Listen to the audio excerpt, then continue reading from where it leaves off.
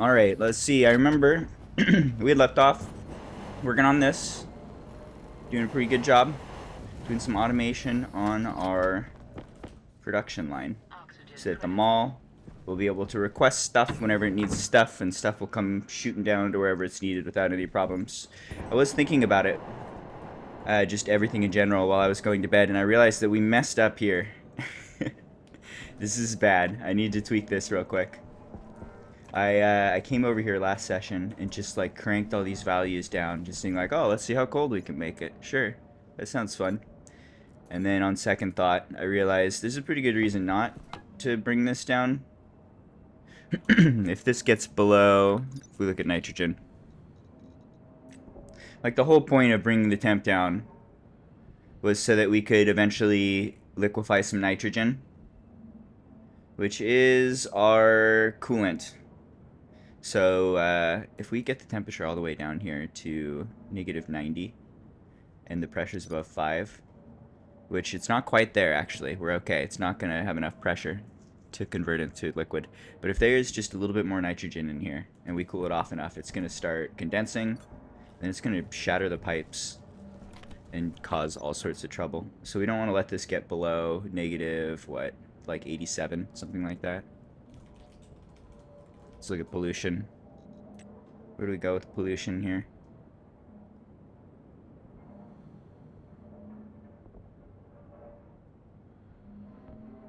Oops, I need to go to the other end. We're looking for like -87. So let's do like 2000 for the lowest possible value. If we do 2000, take one more quick look at that. If we do 2000 kilopascals, then the highest temperature is going to be -84, which is a couple degrees off. Okay. So before we burst our pipes and ruin our everything, you get to be 2000. 3, 4, 5, 6. No. Let's make you 2700. Then you get to be 3500. Then you get to be 4000. Then you get to be 5000. Okay. What does that do? So those memory chips control the top pressure for each of these chambers. All these chambers do is bring in liquid to try and fill a min capacity of like 50% on the liquid here, which will fill up when the liquid hits the passive vent and goes in. And then if the temperature gets above a certain threshold, or no, sorry, if the pressure gets above a certain threshold, then they pump their gas out, go into the left until it leaves out the side. Physical evaporation chambers. But anyway, with those new settings now, we shouldn't have any issues with getting too cold and accidentally blowing up our pipes. It'll take a minute to heat, but it'll get there. Okay, seems good. I'm gonna leave all those on. So I'm glad we caught that in time, and I'm glad this isn't pressurized enough. It needs to be above 5 megapascals before it'll condense. So having it like 1 megapascal lower there kind of saved us.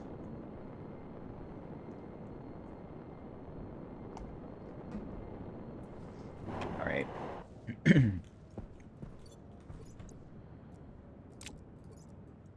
Okay, so the big thing I want to do today, and we'll see if we can, I think we can. I want to get this chip in there, that guy. This guy needs to start working. So we've got a good automated system here for handling resources. With mining, we can dump our mining belt in this chute. It'll go up, it'll get unloaded, it'll get sorted, it'll get stacked, it'll get processed through an auto furnace. It'll come down, it'll get sorted again, and it'll enter our mall, where we have every resource in the game ready to go in this mall. And if it overflows, it gets dumped into lava. So that's all working nicely. That's a good system that has got our mall constantly loaded with everything we encounter, basically. This also plugs in directly to the centrifuges and the deep mining system to give passive resources.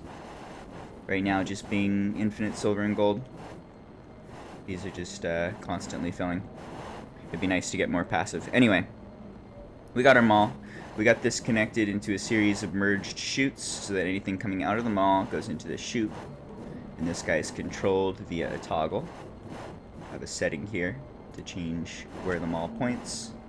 And then we can specify where do you want your stuff to go. We've got some labels here.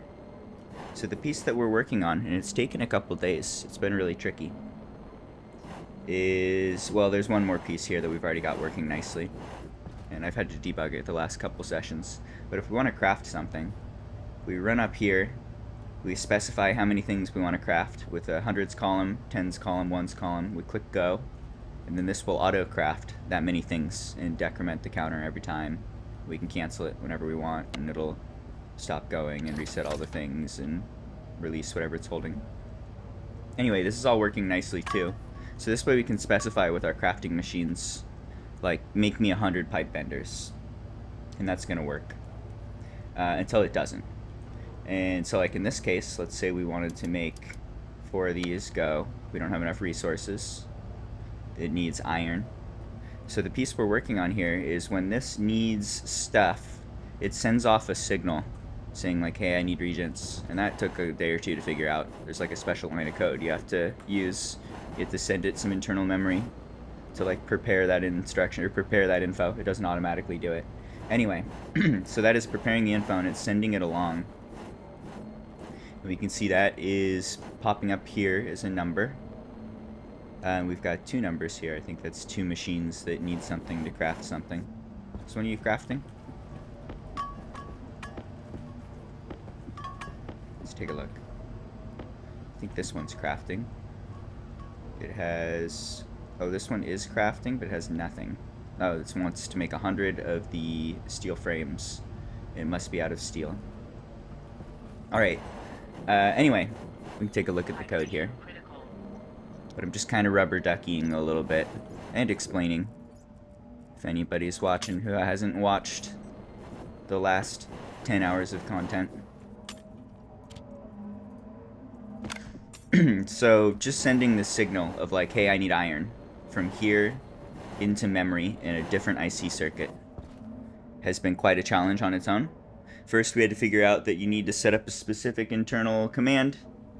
If we look at the... let's take a look at the pipe bender, for example. Pipe bender has all this internal memory that you can access, where you can just grab a specific index of memory, and it'll have some info there. So we were looking for like the missing recipe regents, and this works. This is a stack from 54 to 62, where if anything's needed, it just shoves it on the stack. It's a single big piece of bits, where the first bits are specifying the opcode. That's going to be a byte. Then we've got a quantity ceiling, and then we've got a regent hash.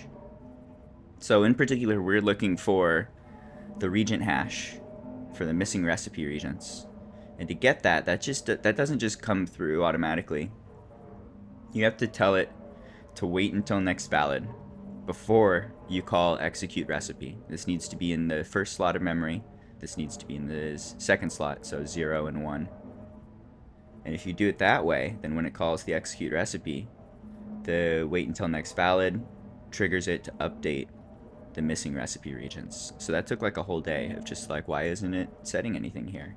Am I accessing this memory correctly?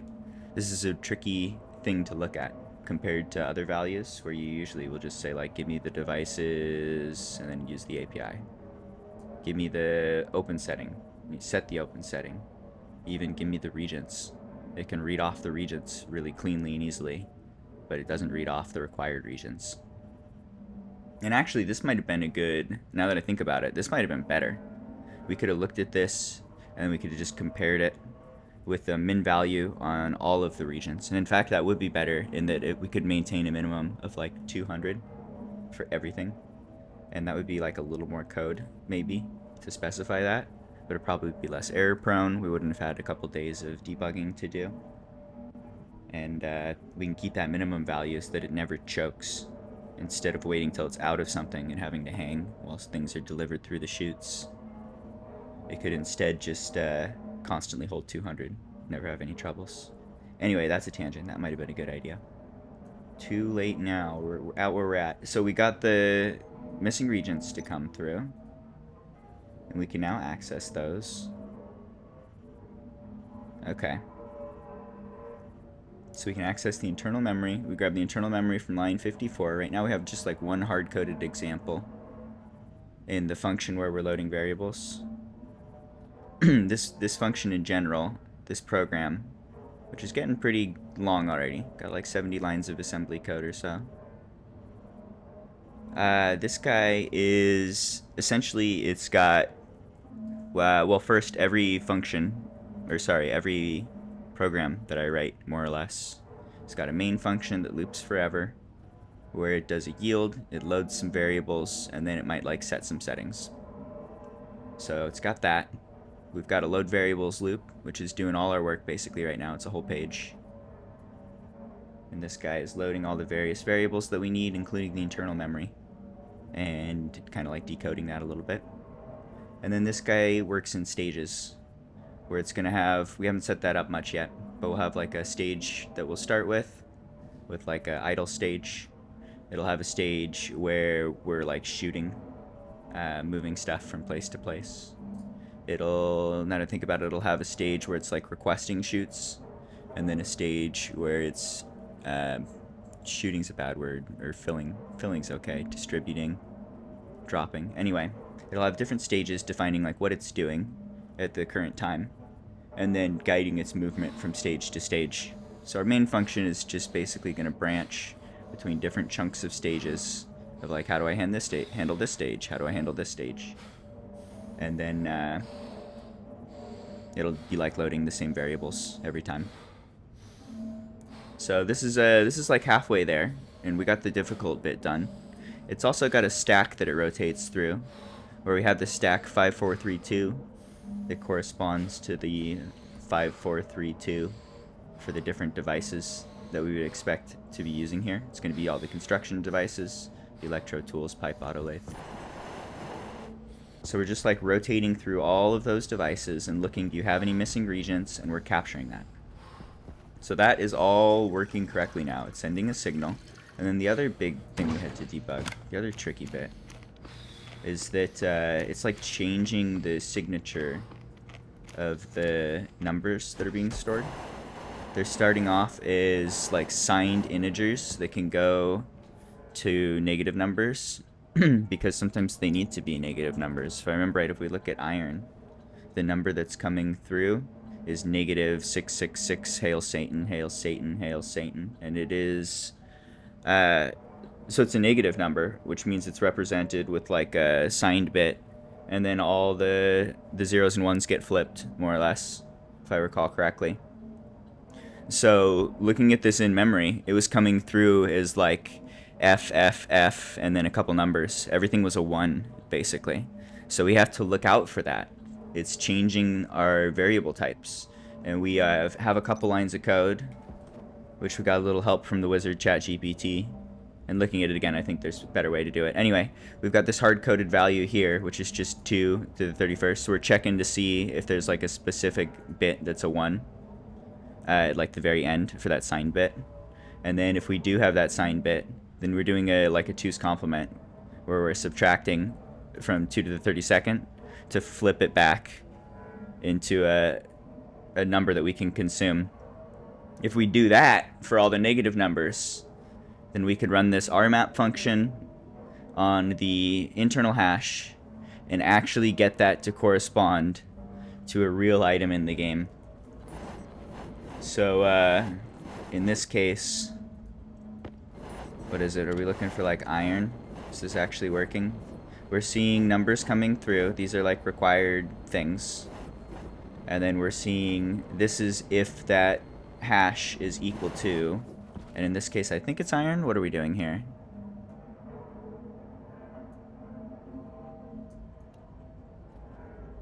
Is this the debug? The debug is negative 111. I don't know what that is. We should probably do something like hash.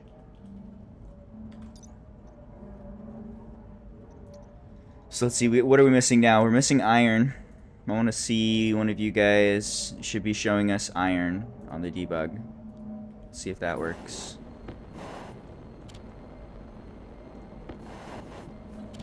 You gonna show me a 1 for iron? You working? No? You gonna make me silly for saying feel silly for all the things I just said? I thought you were working. We've seen this working. I might need to debug it a little more. So I need to debug to make sure. We saw a negative number working, I think, for like silicon. Looks like iron might not be working there. So we want to make sure that that thing's working correctly. And then we just kind of clean up this code and change the way it's structured so that we can access this more programmatically and access the entire stack at once, which shouldn't be hard to do, and kind of fill in our main staging, which is all relatively, I mean, it takes effort, but this is a problem I've solved before and a few times already here on this save for like the auto furnace and the airlock and whatnot.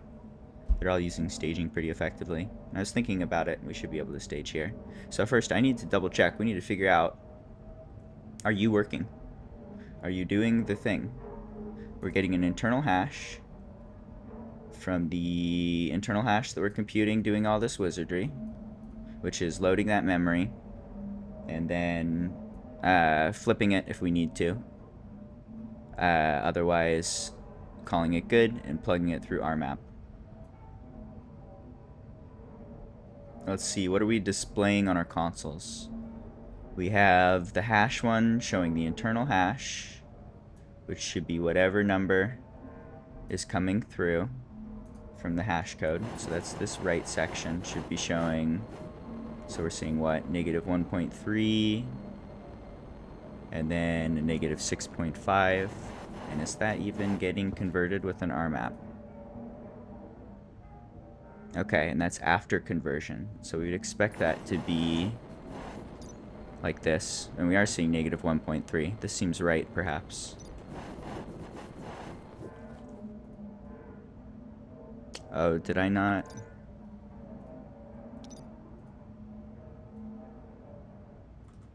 There we go. I put in the wrong hash there, I think. Whoops. Didn't even notice that. I was probably busy talking. Alright, are you going to show me a 1 sometime now? Okay. So we see this 1. The 1 here is that one line of code where we're comparing the hash that came out with it's set equal into that variable that we're displaying. The internal hash after it's been all RMAP'd and everything. And the hash iron ingot, which is going to be this big number. So we're seeing this big number coming through, and we're seeing that being equal to the hash of this like human readable code, and that's all good. And then we can use this to actually tie that to the machine. So we'll just do like a branch for choosing what's the name of the vending machine that we're looking at. If our hash is equal to the item iron ingot, then our name hash is going to be equal to iron, since iron is the name of the vending machine that holds iron. So we could use that to have a very easy to read branching statement, and just like basically a case statement to set a variable there. Okay, so that's good. Anyway, it looks like that's working. The other thing I wanted to check, I need to see it work with positive numbers. What about like steel? You need steel, right? You're out of steel to make the steel frames. We double check that, turn it off, should reset everything. I want 100 steel frames, and you're out of steel. So you're gonna choke up, and you're gonna send a signal here that we need steel. And I'm gonna go ahead and I'm just gonna turn this off for now. Let's get the iron out. So we should only be seeing the one steel coming through. Steel is a positive number, I think. Let's take a look at this real quick. We will look at steel. We're looking at the machine is going to send liquid steel, which is a positive number. And then we need to RMAP that to this steel, which is a negative number. And I think I can already see that coming through correctly right here. Negative 6.5 lines up to negative 6.5. but we could be 100% sure by saying, show me that this is equal to the steel iron, or the steel ingot. Show me a 1 right here, that actually is what we're looking for. Okay, so negative and positive are both getting translated correctly. We're actually getting whatever it is that's needed, I think. I haven't tried anything exotic. What about something like, just something different? Sure. This one wants all sorts of things. Let's make me 100 of these. And what are we expecting? Invar and Electrum we can look at. Invar, Electrum, solder.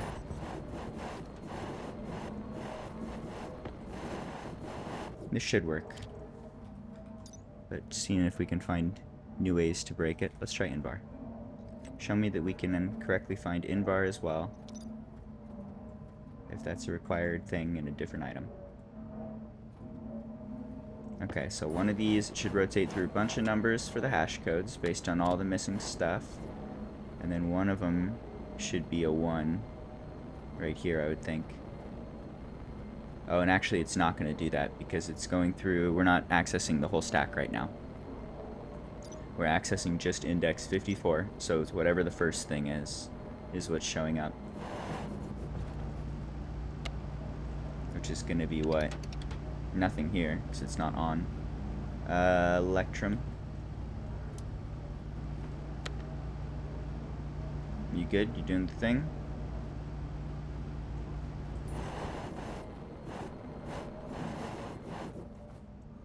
Can I see Electrum popping through? Is that going to work as I'd expect? Electrum is this one's 5 point something. You shown 5 point something? Shown 5 something.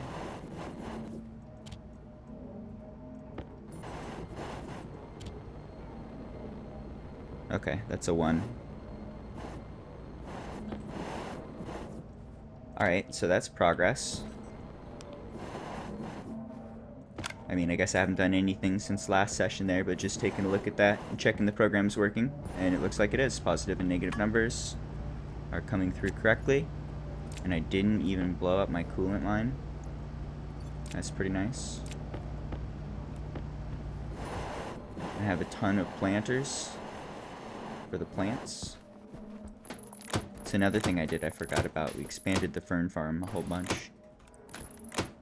Just pumping out the ferns. They are water positive. So this is our oxygen and water generation system, basically. The more the better. So we made more. We made a lot more. We made so many more that you can go run around. It feels like you're in like a sea of grass. I feel like I'm on a hill. I feel like I'm in nature. This is what nature feels like. This is literally me touching grass right now. This is the closest I'm gonna get to touching grass for a week or two after Battlefield 6 release.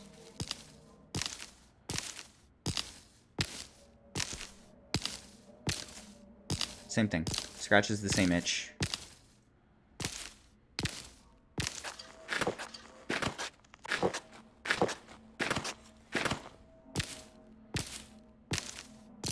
Multiply a couple ferns real quick. Alright, so I need to finish writing that program. I need to clean it up a little bit. I need to change the way it's doing the stages. I need to take that region hash that we've been able to finally gather and put it to use. We can use that to branch what vending machine we want to contact. We need to take control of the chute system, vend a few things.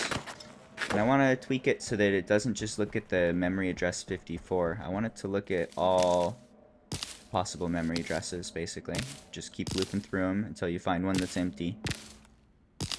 Because with that, we can basically, like, if you, right now we have one recipe that needs 3 things. We could hit all 3 of the buttons at the exact same time and have that all going through the system. And that would be much faster than if we do 1 button, wait 10 seconds, 1 button, wait 10 seconds, 1 button, wait 10 seconds. Just want to write some logic for that, I think.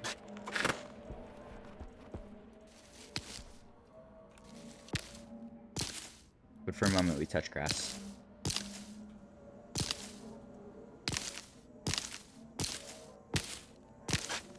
The grass must grow. Needs more grass.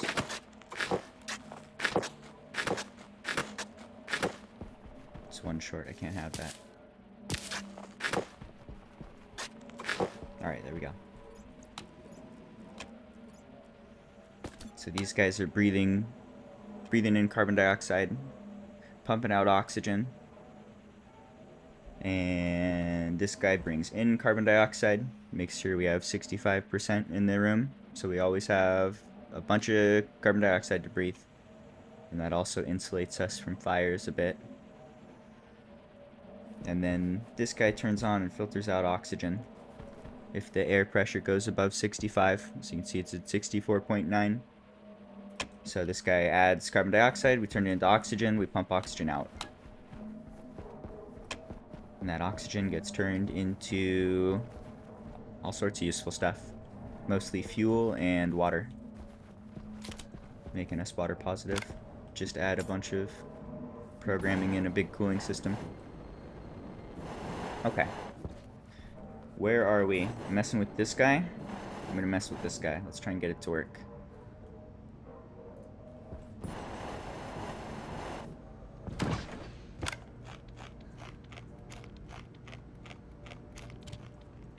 We eat and we drink. Maybe redo my suit. Maybe live, laugh, love a little bit. Sufficient. Alright. So how do you think? First off, let's go ahead. Whoops. First off, let's go ahead and just like save our code. What's this guy called? Crafter controller, mall manager.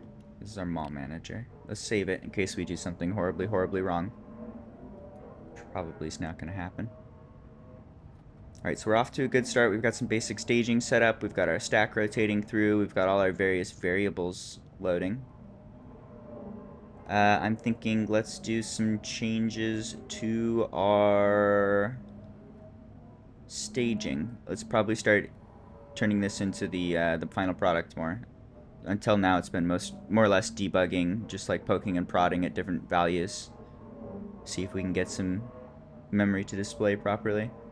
See if we can basically just get to that region hash, which looks like is now coming through. Okay, so I'm going to delete the code we don't need. A lot of this can just go. Can't delete that F, strong F.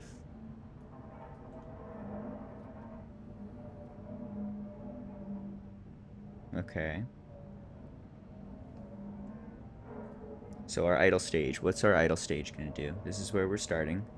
Our idle stage is going to, first off, it's going to sit until the dial is at 0.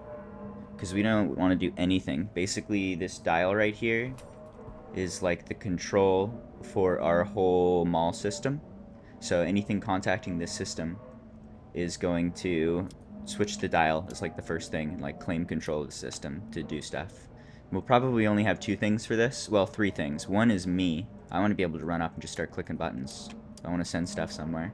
I want to be able to click it to 6 and shoot a thing of coal at the ground and then go throw it into the ocean. That sounds like a thing I want to be able to do sometimes. So I want to be able to actually use this. We've got that as an option with this as 6. And then probably the furnace will have a program where the furnace will request stuff. That's basically the next program to write after getting the mall manager working.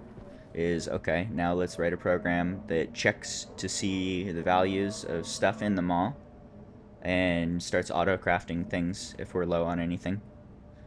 Send that to a furnace, which will be a whole nother script to manage an auto furnace. And we should be able to pretty much copy-paste the auto furnace on the ceiling almost exactly. So that's going to do 90% of the work for us, I think. Anyway, that's the dream. Let's keep pushing that way. Let's see. What was I saying? So this is, we got our shoot here. We got our shoot setting. So the idle setting is going to sit here and wait for the chute to be in the idle stage, because we don't want to mess with anything if the chute isn't idle yet. We just want you to sit there and hang and just watch that. Watch the chute dial. And once it's back to 0, okay, we're safe to take control. So we will say, let's see, this guy, we already, at this point, so this is basically just sitting in our main loop. We're going to go in our main loop, we're going to load all our variables, we're going to be, based on our stage, we're going to branch to different logic. So if we're going to stage idle, at this point, we should be in the idle stage. We've loaded all our variables, so we have access to that setting.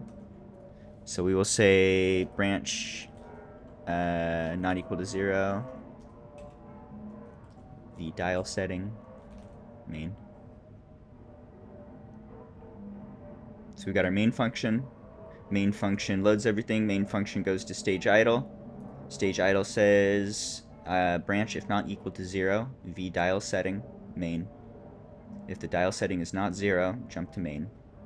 So if the dial setting's 1, 2, 3, it's just going to keep looping and it's not going to do shit until that dial setting has gone to 0, and at that point, we're sitting right here.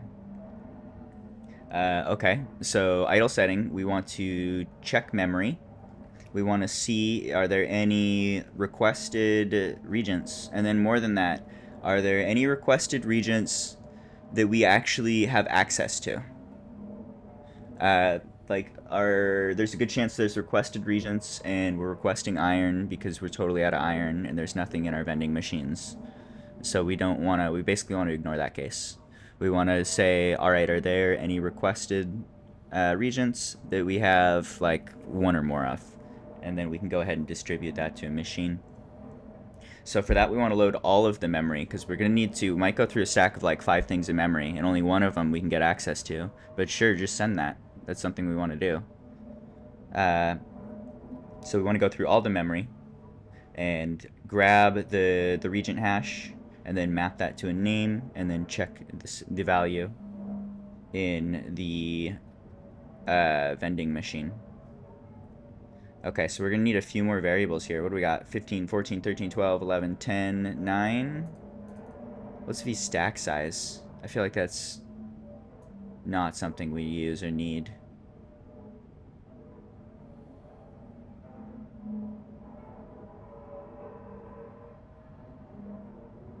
We load it. Do we do anything with it? I don't think we're doing that using that at all. I think that was before when we were writing our own code for managing like I values while we're looping here. And now we're just using the stack pointer in a stack. So we pop through the stack and then we just reload it once it's empty. And the stack pointer is always our index. I don't think we use this or need it. I'm going to delete it and see if that affects anything. Did anything break? Do I see any angry IntelliSense? No, I do not. Okay. So I was thinking we would have a mem index. We could have our VM name. It's kind of gross. Vending machine name is a lot. Isn't it vending machine name hash? Just say vending machine name and call it good. This is R8. And then alias vending machine, maybe like item count could be a variable. But we want to keep track of the current memory index we're looking at. It's not just going to be hard-coded to 54 anymore. We're first want to check slot 54, and then we want to check slot 55. We want to do that all the way to slot 62, because that's where all of the possible values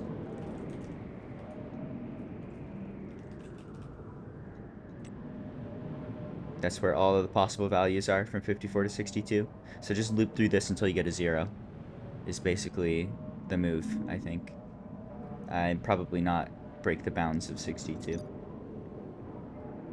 Anyway, we're tying these to variables, and then we can write a function that's going to load that memory and also can load a VM name. I think that's what we want to do here. So let's see. How do we want to do that? This is all for computing the internal hash, basically. Or no, it's not. I mean, it is. But I was thinking, what piece of this do we want to move? Okay, I think this is... We want this all to be moved into a more, like, utility function. So I'm going to do something like this, actually. We're going to do it this way. I'm going to move this stuff down.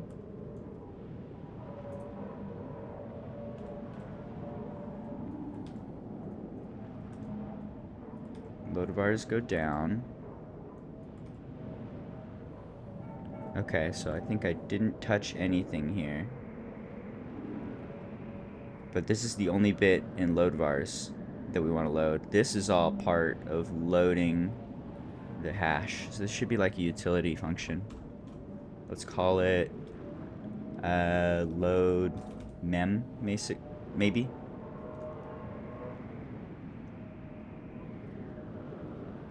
Let's see.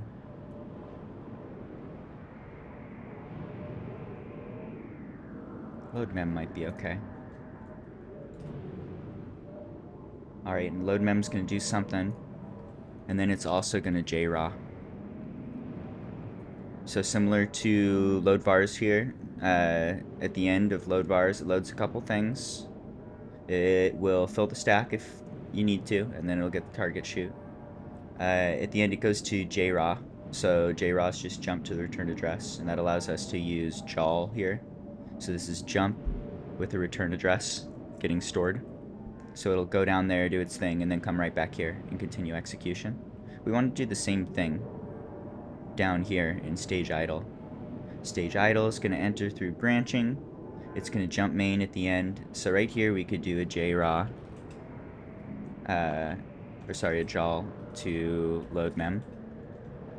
And it's going to jump down there real quick, just like load vars does.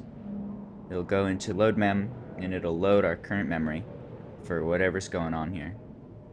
So let's see, what do we want to do for that? I think to begin, we want to move into vmem index. Is that it? This is going to be 54. It's going to go to 62. So we're going to have this as a variable. We've already made a variable for it. 54 is where we want to start. And that should be now a variable here instead of hard coding 54. And we'll remove this. Now we're going to do it based on index. So we can at any time rotate that index to something higher and rotate between 54 and 62 and gather all of the various memory values at any different index whenever we want. So this is abstracted now to like a single line where we tell it to load the memory given this current index, and then we probably want to call this something like loop. Let's see, what do we want to call it? Almost like search loop. Loop's okay for now. I'm just thinking loop is generic and going to be reused really fast. Okay, but it would do this. It could load the memory. It could do some stuff. And then it will say, let's add vmem index 1. Oh, what the fuckity shit? How did that happen? Add vmem index 1. Oh, we're getting ads. Bad timing for ads. I apologize, ad watchers. You can't hear me, but I'm apologizing anyway. Let's see. So we are setting the memory index at 54. Then we're just marking this as a loop so we can jump back here whenever we need to. We're going to JAWL to load memory. So this is going to load index 54, and it's going to set all of the various internal values. In particular, now we can just like look at the vinternal hash here and see what's going on there. But I think we want to do more work here too in a minute. So it loads the memory, loads whatever's in address 54, And then we're going to increment the memory index to 55. And then we're going to say branch if less than the mem index 62. Maybe less than equal. Branch less than equal.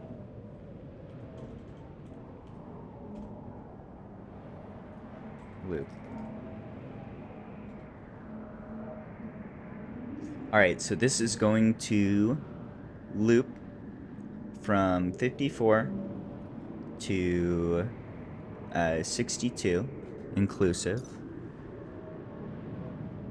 I believe this is inclusive. So if, yeah, it's going to loop from 54 to 62. With each iteration of the loop, it's going to load the memory at whatever address we're pointing it to. And then right here, we can do our logic for like, alright, what are we even going to do with this? Which is pretty much to check to see if the vending machine count, the item count in the vending machine, is greater than 0. Then that means that the machine's requesting something, and we have it available in the vending machines, so it would be good to distribute it. Okay, so what do we want to do with that? We want to say branch relative if not equal to 0. The item count, maybe 3 lines. Alright, so branch relative if not equal to 0, the item count. Or no, we want branch relative if equal to 0. Yeah. Branch relative if equal to 0, item count 3. So if the item count is equal to 0, meaning there's no items that we can distribute, then jump 3 lines of code. So it's going to go down to here. Otherwise, if the item count is not equal to 0, which means it's going to be some positive number. We might want to account for negatives here, but I don't think the number can ever go negative. But if this is not equal to 0, if it's some positive value, then we can actually distribute something here. So if that's the case, then we want to break out of the idle stage, and we want to move into this distribution phase. So to do that, we need to change our stage. We want to move the stage and set it to whatever distribution is. Or no, we want to do like a requesting. Let's do, let's see, define stage, request, shoots. It's going to be 2. Stage filling is 3. And I don't like filling. Filling's a mediocre name. It should be like distributing or pooping. What's the button clicking stage called?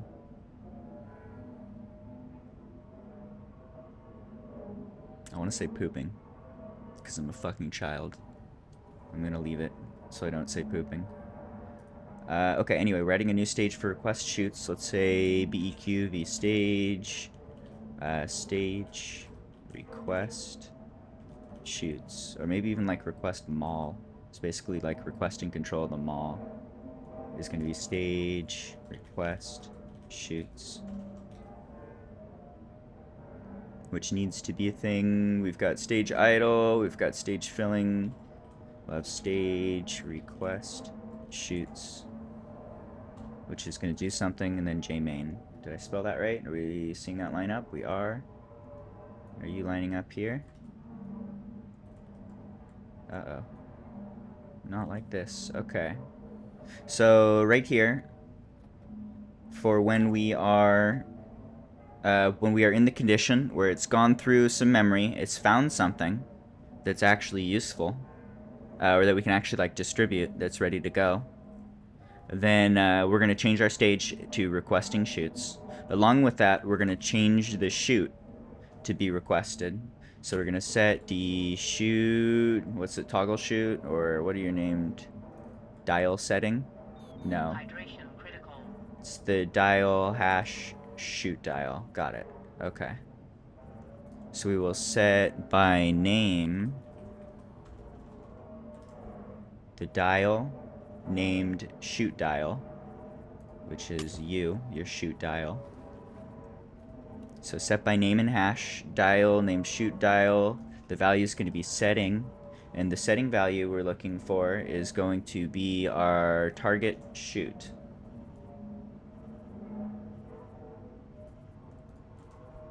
So whatever the target shoot is, where we've managed to find that, oh hey, we can actually like send something to this machine now. We're going to set that. And then we're going to jump to main. And just keep on, break out of the loop. Go do main things. Jump into the next stage. Go into the requesting shoots stage. Now this is going to jump 3 lines. So it's going to go 1, 2, 3. So it's going to go right here in JMain and never do this code. Let's make this 4. 1, 2, 3, 4. Okay. So branch relative, if equal to 0, v item count 4. So if there's no item count and there's nothing we can do here, 1, 2, 3, 4, keep going, which is to increment the memory. Try the next slot in memory and keep looking. Okay, we should also check to see if the what is it? If the, what are you? Internal hash? If the item hash, I think that's the internal hash. If the internal hash that we loaded as we're going through memory here is equal to 0, that means we're at the end of the stack and there's nothing to see and we should stop looking. So we should break out of here, both if the index is breaking out of the bounds of the memory, but also it's probably worth a line of code to break out if the internal hash is equal to 0. So branch if equal to 0, v internal hash main. Okay, and this should be higher. Let's see, so our memory index goes, loads memory. It checks to see, alright, are we done? Did we reach the end of the stack? If the internal hash that we loaded is equal to 0, then that means that we have loaded just like zeros and there's nothing interesting here. So let's go ahead and, or we loaded some garbage memory that didn't correspond to anything in the R map. Anyway, if it's equal to 0, then we're done with this process. There's nothing more to see. We looked through the memory, we didn't find anything, go to main. Okay. Let's see.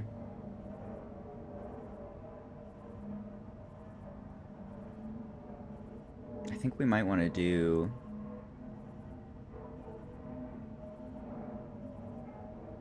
I'm thinking so at this point, it's going to keep doing its loopy thing.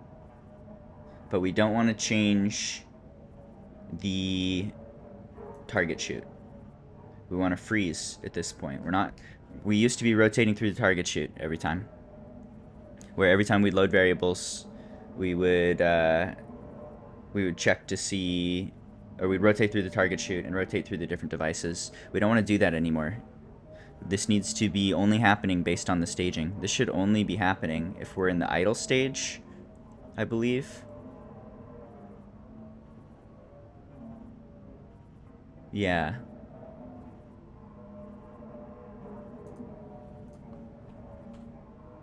Okay.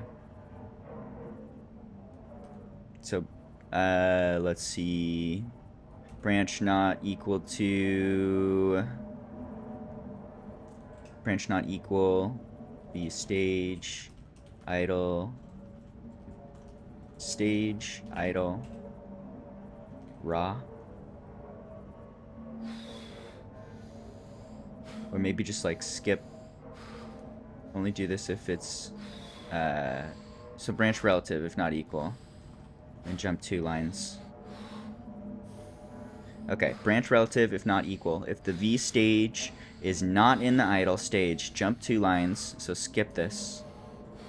Otherwise, if we are in the idle stage, then go ahead and pop the target shoot and keep rotating through the shoots. But this should basically only be happening in the idle stage, is what I'm thinking. And it might even make sense to put this like in the idle stage.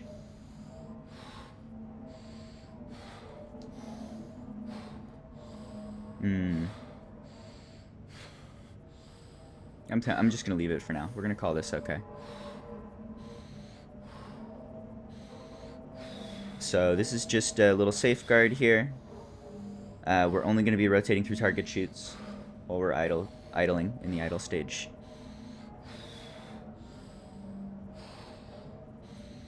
Okay.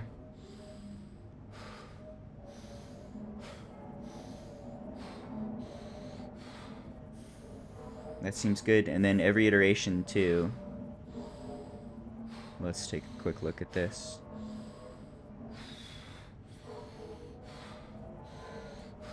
Every iteration of our idle loop is going to be looking at a different device.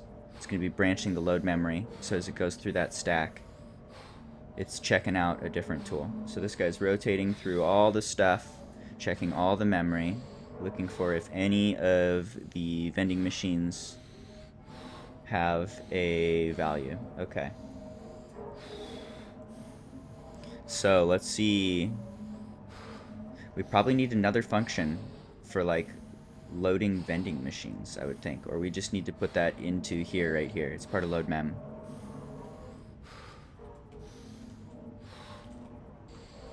Now this is going to be... I think this is going to be a lot of code. I mean like really, really easy code. Boilerplate code. Just thinking, how can we do this? It's going to be 2 lines of code for each one of these. So 2, 4, 6, 8, 10, 12, 14, 16, 18, 20, 22, 24, 26, 28, 30, 32, 34, 36, 38. So almost 40 lines of code devoted just to a switch on memory. Interesting. Do we have room for that? The assembly code only goes up to 100 and... Where did my... I ate the whole potato? Wow. The assembly code only goes up to 128. So we might have to be careful with our line counts here. Or even try and, like, delete some lines that aren't strictly necessary. We'll see. Anyway, my dude's dying. We eat, we drink. We check water real quick. How's water? Water go up? Water's at 1,630 liters. Water go up. Maybe a teeny bit slower than before. Only maybe. I think the fuel ran dry mostly is what's going on. Gotta let the ferns get to work and start producing more air. Anyway, where are we? How are you doing?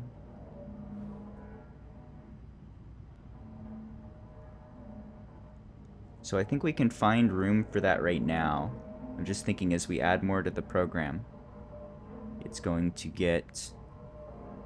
we're going to get tight on lines. We're going to run out of lines. But let's see if we can do it. We've almost got it already, I think. We're pretty close. Not a whole lot to add, other than 40 lines of code. So at this point we are, let's see, we've got our stage idle, we got the memory index, it's doing its thing, we've got load memory, which is loading memory, and getting the internal hash. So at this point, we know that this internal hash is going to correspond to all of the different, what do you call them, ingots? These hash codes, basically. So we can just do a switch based on this hash code. I'm trying to think, can I do that as a single line? I think it's got to be 2. I think we do a branch relative. So we could say like move the what's it called? VM name. So we'll start by hard coding it to 0. And then we'll say branch relative not equal.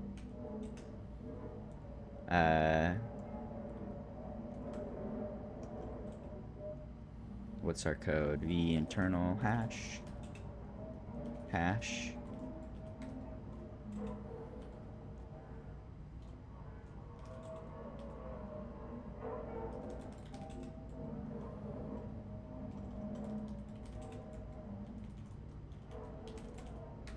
Okay. So this is the general structure. We've already loaded into here, we've loaded the internal hash, which is going to be this code. We've already mapped it to the correct hash. This is also equal to the hash of item iron ingot. And we've already tested this and seeing it working. So we hardcode the name to 0. We say branch if not equal that hash code to iron ingot 2. So if it's not equal to the iron ingot, then go ahead and jump 2 lines and move to line 88. Otherwise, if it is equal to the iron ingot, then go ahead and move into the VM name, the hash for just simply iron, which should correspond to the name of this guy. I think I named them all just directly, like this is coal, this one is iron. Okay. So hash of iron there is all we're looking for. That's our VM name. And then we can access, we can do at the end here, we can load, we'll say load into, or load batch, load by name into VM item count is going to be our device hash, which is vending machine. Should be something like that. This needs to be a hash.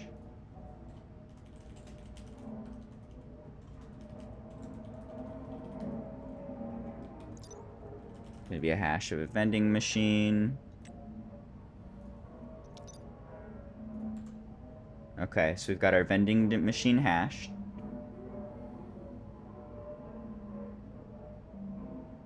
Where am I? Here.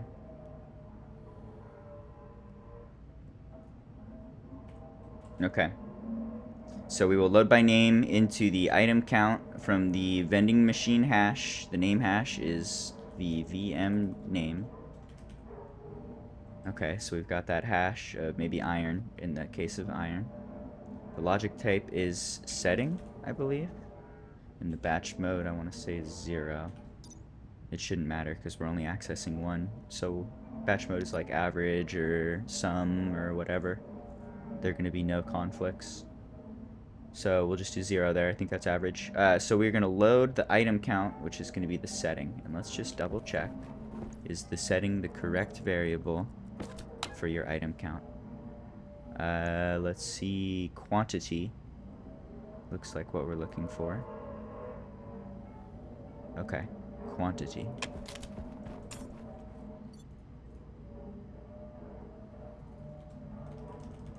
Okay.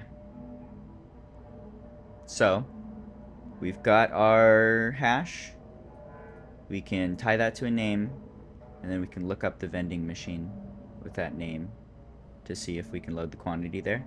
I'm also curious, I think so, there's going to be the possibility that the hash comes through as 0, and then all of this just leaves it at 0. So what happens when this guy is 0, when the name is 0? Hopefully nothing. I guess we'll find out. Anyway, we need to tweak this. Now we need this for not just iron, but all of the things. Let's take a look at the different ingots, and let's just walk through them. It's going to take a minute here. Alright, the copper item is going to be copper.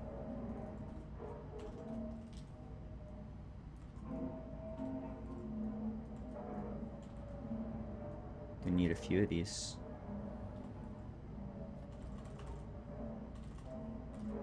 And we need to not destroy our code.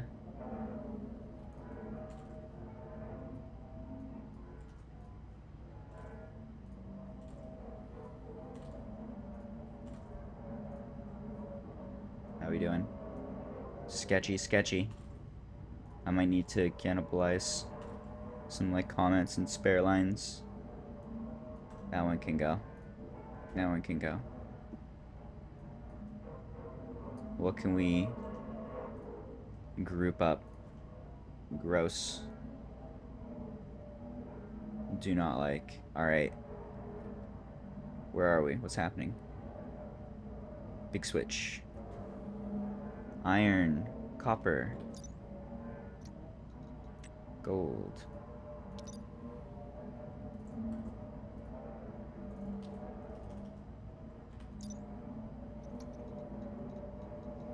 Iron, copper, gold, lead.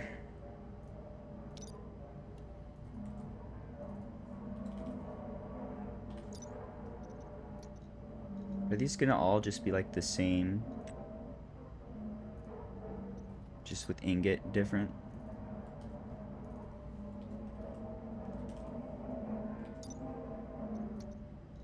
I bet we could do this faster. Nickel. Nickel. Just gotta be able to remember what all the things are. It's all good, we're getting it. Silver, coal.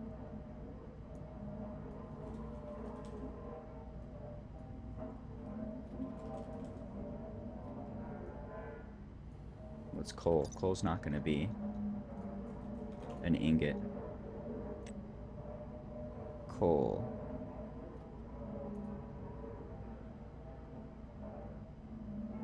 Nothing's ever gonna ask for coal.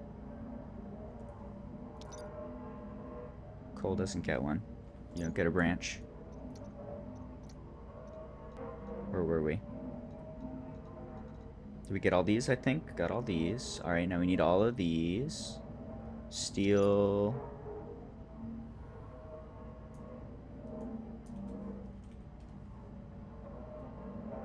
Steel. Alright, I'm gonna keep mapping these. I gotta run ads while I do it as well. Good time for ads. Invar.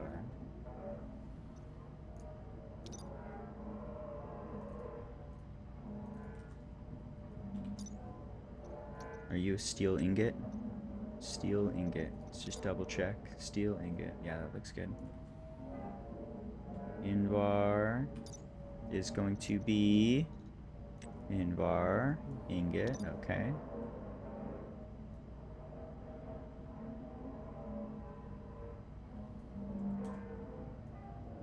Got these guys wrong. Invar. Solder.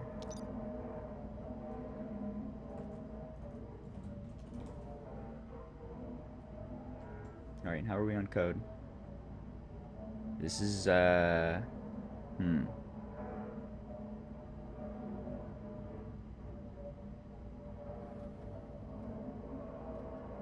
Shit.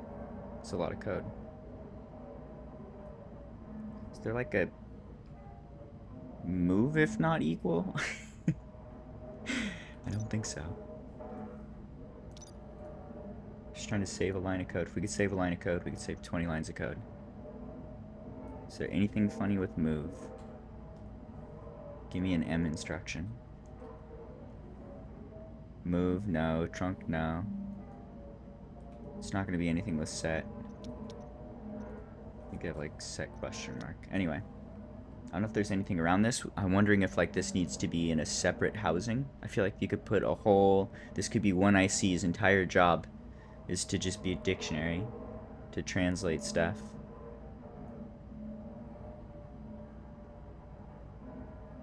Another option, which I don't like, but I'm tempted to do, if we just change the name of every vending machine to something like this, then we don't have to remap it. I might have to do that just to like save lines of code here. I don't think we're gonna be able to write this whole program. I'm like halfway through the switch statement and we're running out of lines to write the rest of our logic. Damn. This hurts me.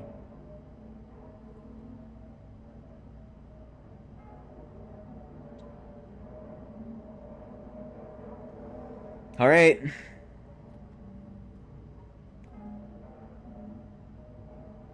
Do I have to? I think I gotta.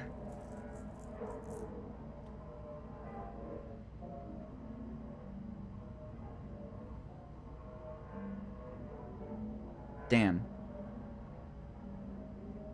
All right.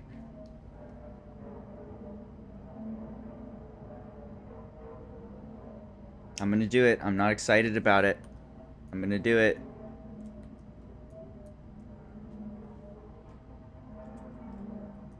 That's the wrong button.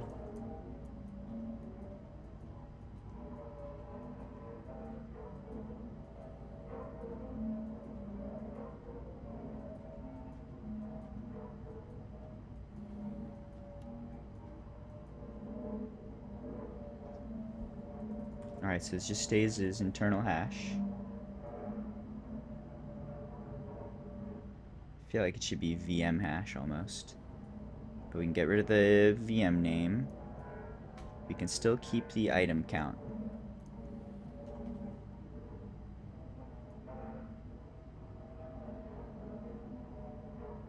Alright, that deletes a whole bunch of code. But I really wanted to have that, just have nice clean naming. Damn. This hurts. I'm gonna roll with it. So with that, we need to rename all of these real quick. This one can stay as coal. This needs to be...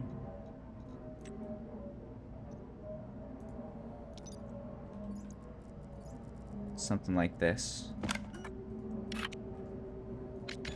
Okay.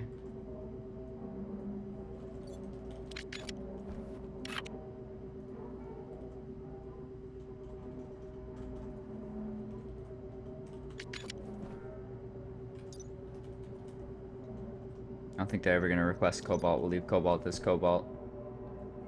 This is gold. Item gold ingot. Item silver ingot. Item nickel. Ingot.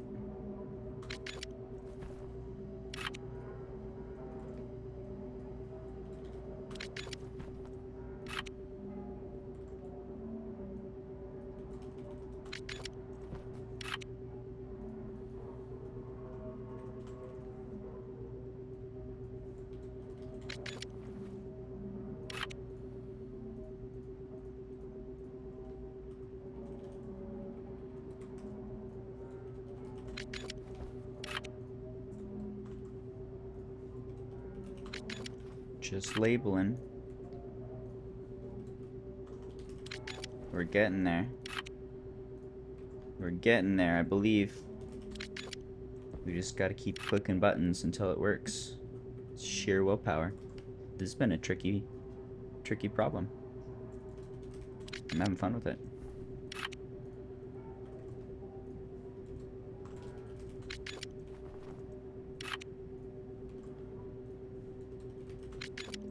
Okay. Let's just make sure those are all ingots too. The stellite and all that jazz. These super alloys, are you ingots? Item, astraloy, ingot. Item, astraloy, ingot. Okay, so we'll just change the name on these. This should match exactly with the name on the let's see if we take a look at our code. This should just be this internal hash, basically. I think if you take this guy and you do the hash on it, you do the hash on the name, you end up getting that integer. It's the same thing. Worst case, we could rename it to the integer value. But that's real gross. I don't think we need to do that. I think this is okay.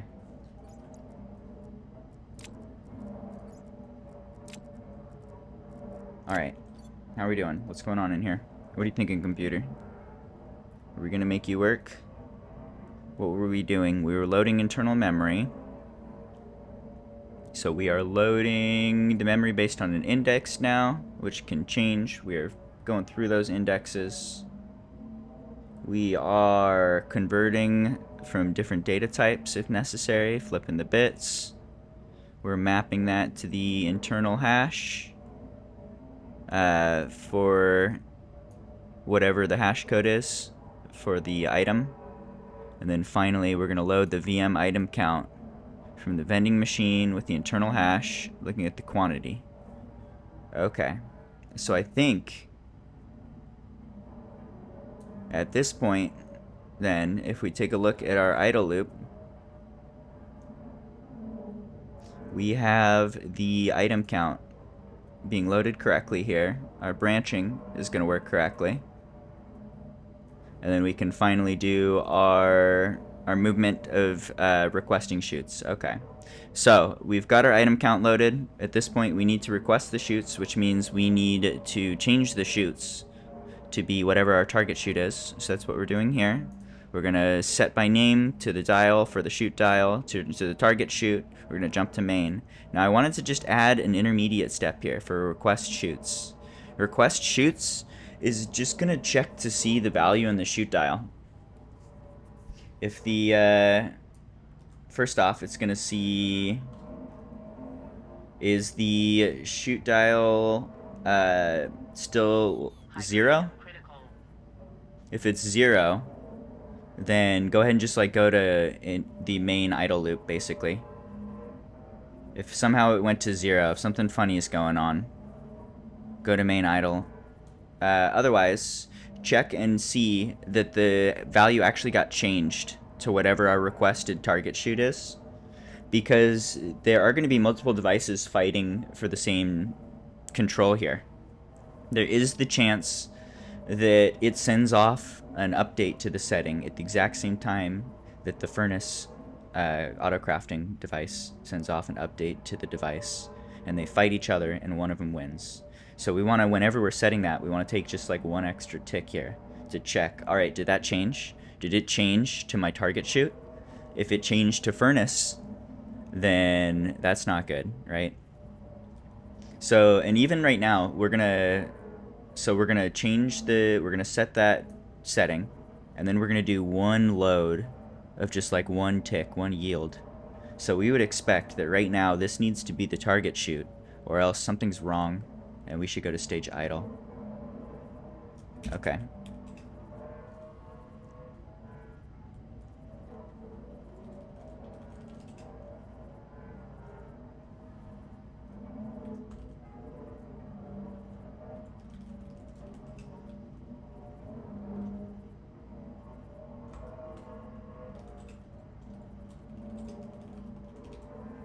Alright, what's the shoot called? Shoot dial setting? Dial setting. Dial setting feels bad. Should be shoot setting. Where's shoot dial setting? Alright, so stage request shoots.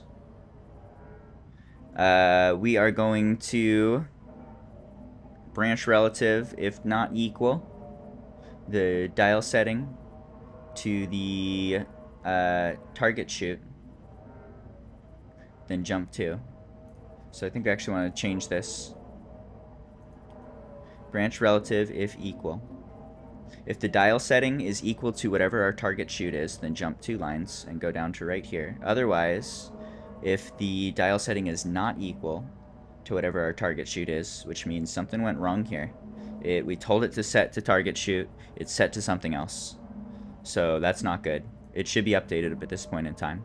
If that did happen, then go ahead and move to stage idle, and then probably JMain. So let's make this 3. But go ahead and we're gonna just go back to stage idle, just start over. Something's gone wrong.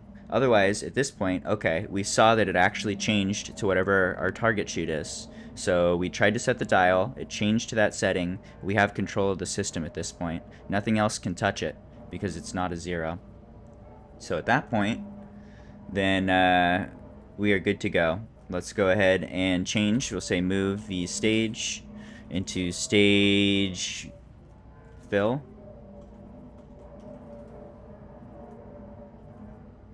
Fill feels better than filling.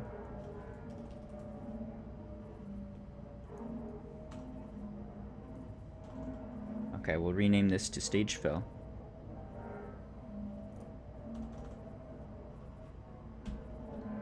Alright. And what does stage fill do?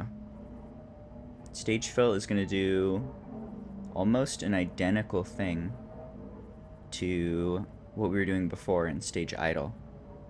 Stage idle is looping over all of the memory, and it's just looking to see basically what's going on with the item count. Do we have anything in here? So we want to do more or less the same thing, except we just want to loop through these vending machines. We don't even care about the item count. Just every time we see a vending machine, if you gave me a hash, then let's go ahead and just like click the button on that guy. And if there's nothing in there, then nothing happens. Otherwise, everything that we can distribute right now, we can distribute in one click. So if you need like 4 things, they're all going to get clicked at the exact same time. And then we give that a few seconds to run through the system. think that should do it. Alright, thirsty man. Drink. Eat. You're a potato boy. Do your potato things. It's excellent potato work.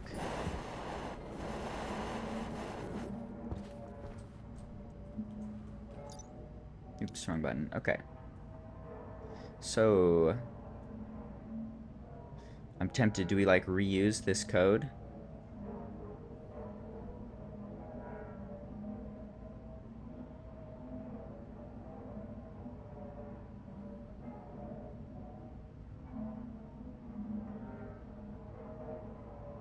I feel like most of this could be in the load mem. But let's just copy paste a little bit. We'll do a very similar thing.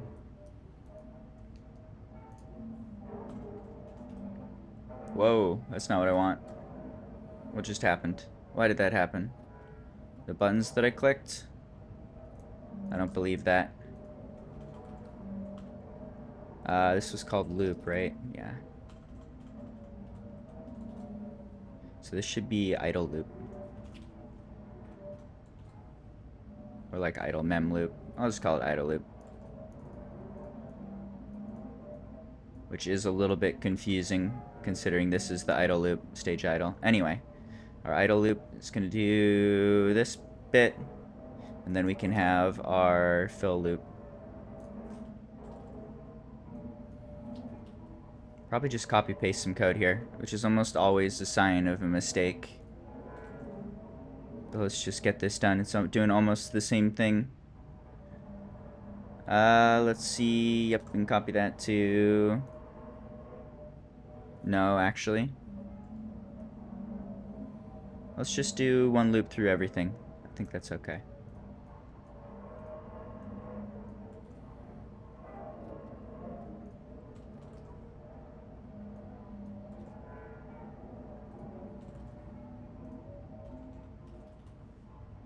Alright, setting up our fill loop. It's going to load variables. It's going to click a button. Yeah. Okay. How do we click a button? I'm guessing that is something almost identical to this guy. This is loading our vending machine. Okay, so stage fill here is going to go in. It's just going to do the loop right now. So it's looping from 54 to 62 on the fill loop. It's going to jump into that load memory to populate all the various variables. So at this point, we know that we can do a set by name on the vending machine with the internal hash code. This is the one we're looking at. And then we want to do activate probably to 1. Let's take a quick look at that. What are your values? Activate is a write. I'm pretty certain this is click the button. And it's probably click it and release. Like it's just a one-time click. But maybe it's like when we set to 1, it's going to be like you put your finger on it and you left it there. I'm not certain. That's tripped me up in the past. But anyway, stage fill. We know we have stuff to fill. We know we have control of the chutes where we've changed the chute value to point to where the thing should go.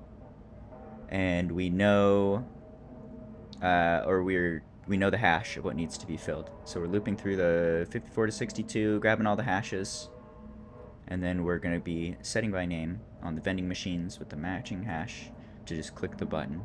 So this is going to loop through all 62 and click the button. And then when it's done, including a bunch of empty values, which we'll just leave that for now. Anyway, when it's done, we're going to be right here. So at this point, it has clicked the button and everything has entered the tubes. Probably not even. That's going to be happening in the next like 0.02 seconds or whatever. But we basically just clicked the button. So we want to sleep for a little bit. Let's sleep for like 10 whole seconds. We're just going to hang here for 10 seconds and let everything shoot through the tubes and make sure that it gets past gets past like this sorting point in particular. Because if something comes from over here, it's got to pipe all the way along, go through the stopper, and then go through the eventual drop to wherever it's supposed to go. So give me 10 seconds to do that. And hopefully that's not going to be a problem since we're doing all the memory at once. If you need like 3 things, you'll get all 3 of them at once. It'll just all go right through. And then if you need more, you'll be fine. You'll send a request in probably like a minute or 2 and have to wait another few seconds. Anyway, I think this will work nicely. So we're going to sleep for 10 seconds while that stuff is distributing, and then we are going to release control of the dial. So where's our set? Probably up here. Yep. We sleep for 10 seconds. We release control of the dial by setting the target shoot, or the shoot dial, to 0. And then we change our stage back into the initial stage idle of just looking at all the machines and seeing does anything need anything, and then send the things. I think that's good, and along with that, the 10 needs to be long enough not just for the shoot dial to change, but this needs to reach like the target destination down here. Otherwise it's gonna request something twice while it's still in the pipes, is what I'm thinking. Which probably doesn't matter. I think I'm probably pretty okay with that. We'll see. We'll see how this plays. Alright, is that it? That easy? I don't believe this is gonna work. I believe something is gonna go wrong somewhere. Let's find out where. Okay, so we've got our internal hash. Can we do the stage? Let's look at the stage. I'm gonna put the stage into the stage debug console so we can see what stage is going on here. And I want to see this rotate through the various stages, ideally. We're looking for stages 1, 2, 3. Okay. And then back to 1. And it should load stuff up with something. Alright, what else do I want to see? Maybe I want to see the vending machine value. Let's just see what that's looking like. What is it? The vending machine item count. Throw that into the internal hash. Okay. So now this should be showing the number of things in the vending machine of wherever it's trying to, or wherever it's considering requesting resources. This should be showing what stage we're in, going from 1 to 3. And there's a good chance that none of this compiles. Let's start playing with it and see what happens. Export the code, save the game, throw it in, turn it on. Alright, we're in stage 1, 2, 3. Did it do something? 7, 3, 7. It's waiting for 10 seconds for stuff to move through the pipes, then it goes back to 1.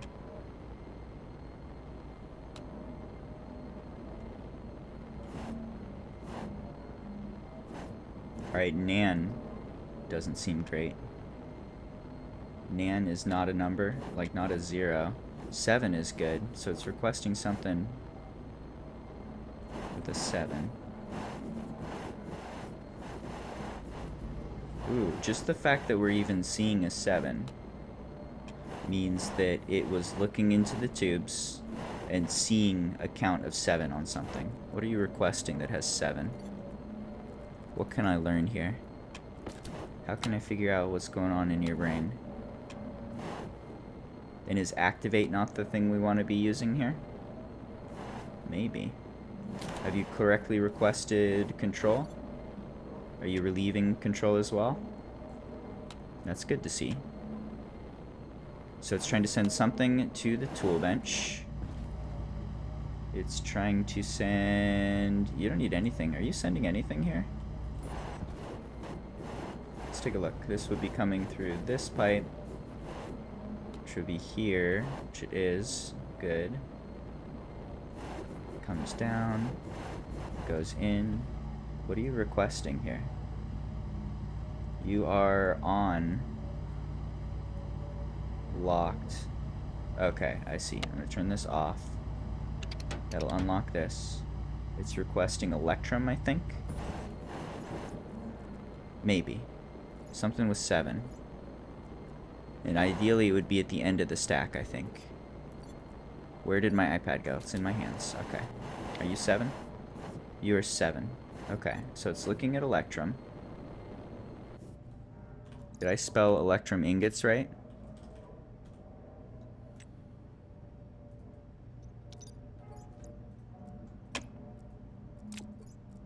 It's reading that 7, so it's got to be activating the machine. Or not activating, but reading the machine.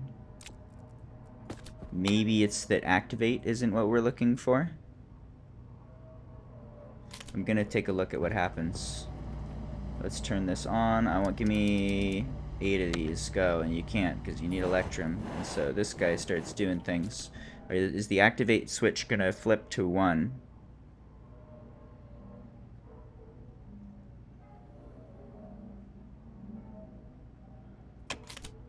No? Are you doing the thing? Are you going to 4 and then stuff? You're at 1 with not a number. Okay.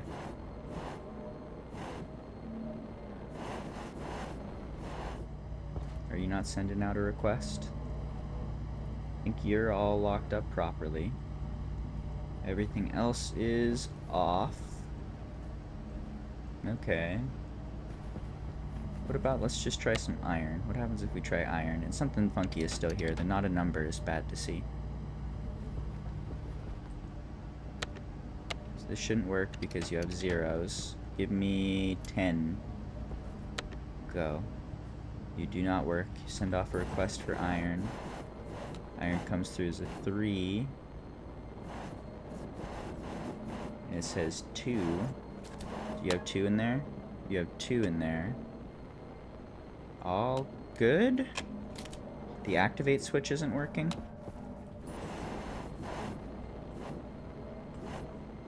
Turn this off. Put this back to 0. Or helicopter. I'll do helicopter later, probably. I wanted to be a spaceman. I'm living my best spaceman life right now.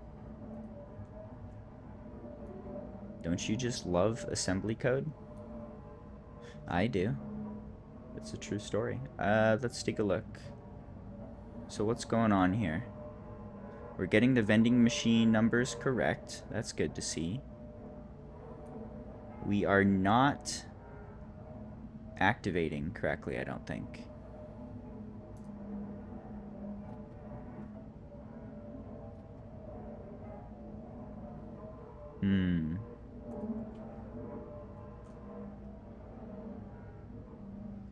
Why?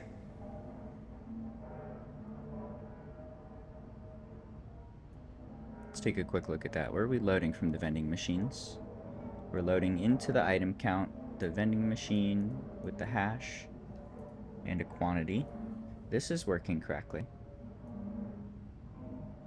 And then 1 line or 2 lines later, when we do set by name and we set the activate, that seems to not be working. But why though? What's your problem, dude? It's the same internal hash. Yeah, same internal hash. It's the same vending machine constant. Pretty sure I copy-pasted this line of code so I wouldn't mess anything up. We are... Just the fact that we can read the vending machine count, the item count, and that's showing up correctly from different machines on our console output. makes me think that we are correctly interacting with the vending machine. It's just like this activate isn't working quite right. Is it not activate? Does vending machine have some complicated activate logic? Do I not just click button? Is it like I have to feed you some memory? Of like, well, that's not helpful. Do I have to tell you? Do you have similar memory to the construction machines where you need to be treated super special and micromanaged? Maybe. Let's see if we can see anything.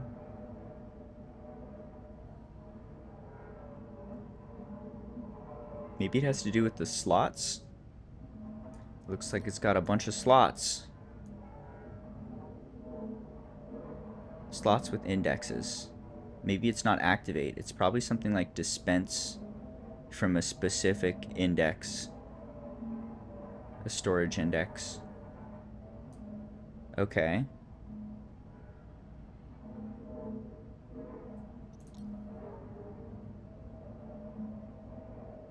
So it's not activate, I don't think.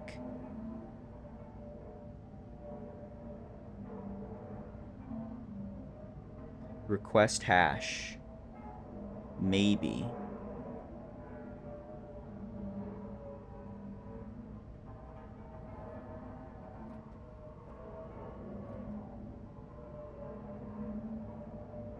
It's probably going to be a write.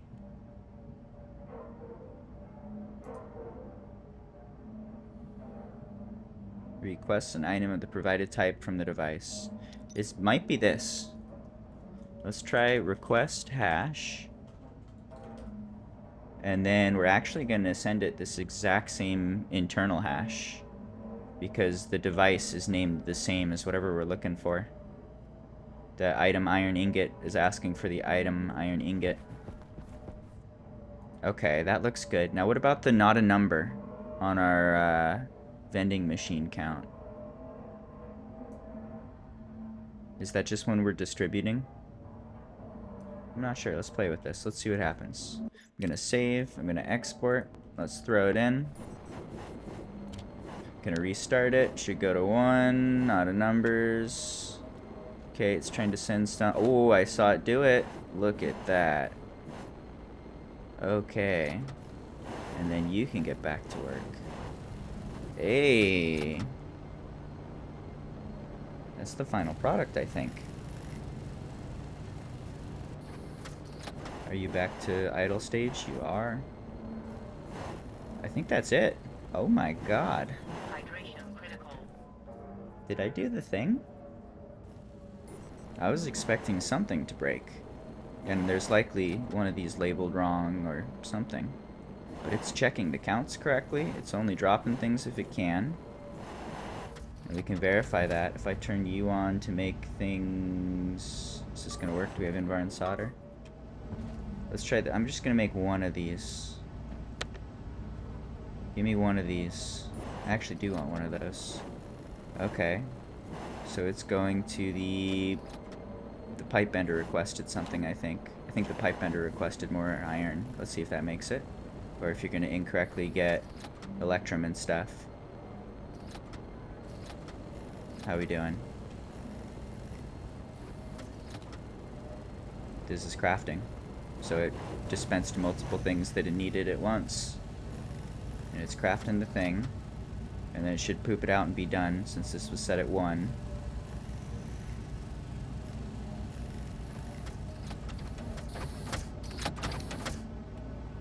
It pulls the chute and drops it. Amazing. Are you still going? You need iron. Oh, you're done.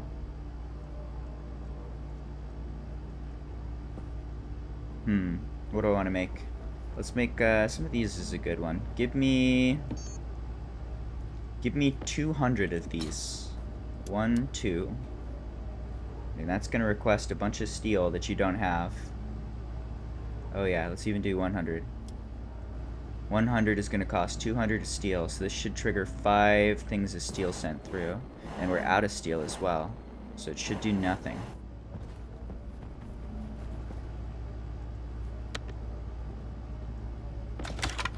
could go on the wall. I'll use that someday for a swimming pool.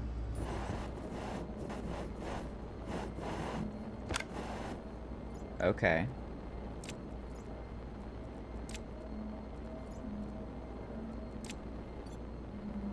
So it's not doing anything because there's no steel to push through. So let's try manually taking control, and let's make some steel. We're out of iron. And did you get iron? Did a bunch of iron get dumped into here? I think some iron got misfired into this one. I might need to look at the timings there. But what happens when two are hungry at the same time? The code needs to be timed right. Maybe 10 seconds wasn't quite right. I am not sure. Anyway, let's farm a couple stacks of iron. I'm going to make a little bit of coal, or a little bit of steel. And then let's see if after that enters the system, if it correctly requests it. Let's see what happens. And I'm going to manually move this to the furnace, which is 1. Alright, seems good.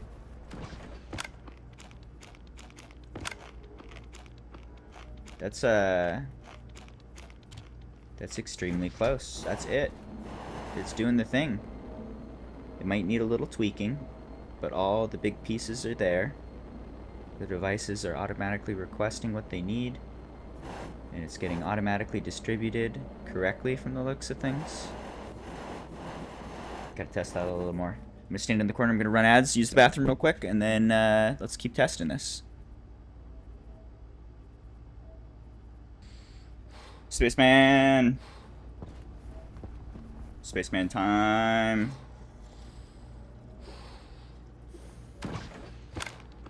I love Spaceman game.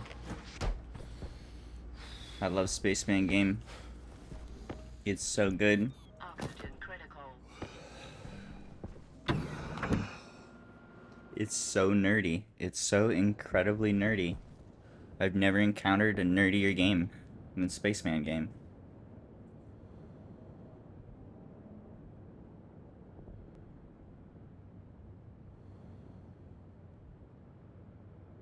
Just a sec, changing the music. One moment. One moment.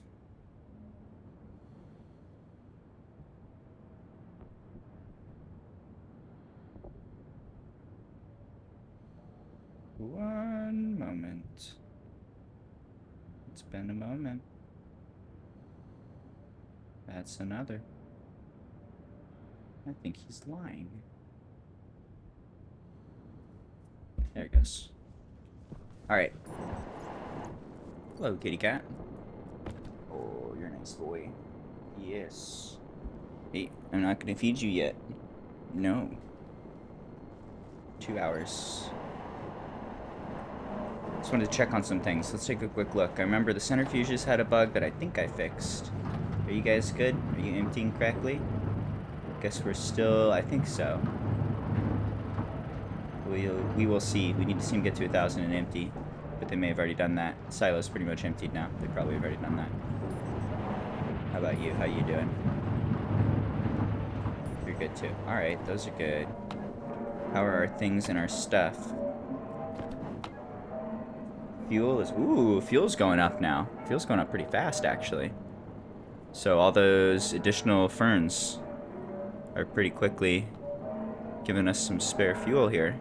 Up to almost 5 megapascals of fuel. Still pretty low on the oxygen. That's all getting turned into fuel, and then you guys should be fine. You'll always be full and at the right temperature. CO2 and volatiles. They are free. How are the filters? Filters are good. No explosions. Nothing exploded. We've had 1 Stirling engine explosion so far. There may be more. Okay. I wanted iron for steel to feed to the beast to see what happens. I think things are looking pretty good for the most part. I think I might have seen a misfire on like targeting the wrong chute to send some resources. But other than that, it looks like it's working completely as intended, which I don't trust. It's too easy. There's no way there's not something wrong, but we'll just use it and see where it starts making mistakes. Alright, we don't have copper source either.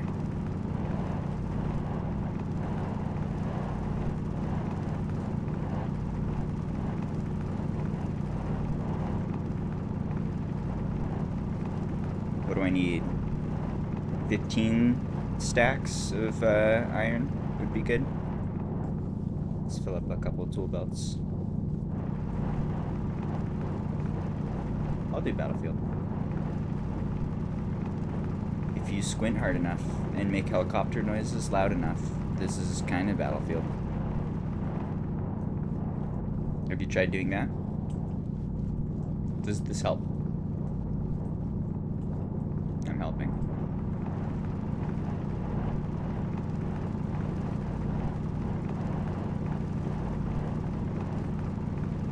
I love this game. I'm having a good time.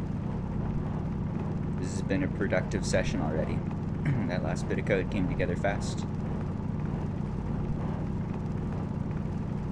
That was like 3 days of work to get to a few minutes finishing the code.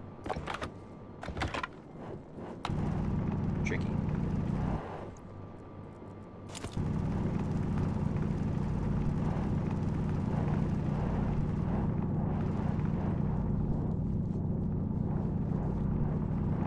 This is the X-ray goggles. It's just the glasses. You can put in a couple different mods.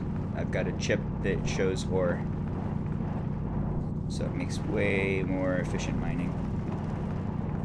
You just go for whatever you want. There's another chip for like T-Rex. It's like X-ray on your structures, showing like piping and electrical work. And if you paint them different colors, there'll be different colored lines. That one's even cooler, and that can be really useful for like looking behind cladding and seeing what's going on. Definitely highly recommend. If you're playing this game, you should pretty much beeline for the good equipment and the X-ray goggles in particular. They'll just change your farming efficiency like super dramatically. It goes from hunting stuff to just completely seeing where everything is. I love this mod. It's a super fun one. Or not mod. What do you call it? Chip.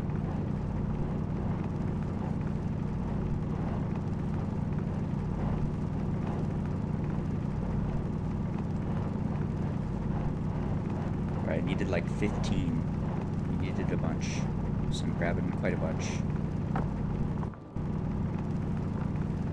Skip maybe one more bag. I think I could use more iron. It's got a lot of other stuff so far.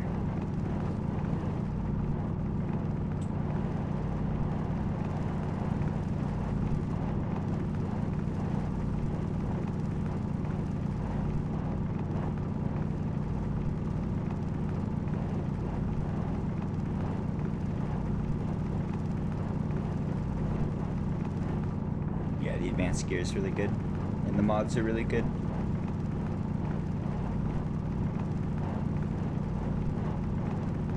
Game is fun. Game is hard. You're gonna have to blow up a few bases.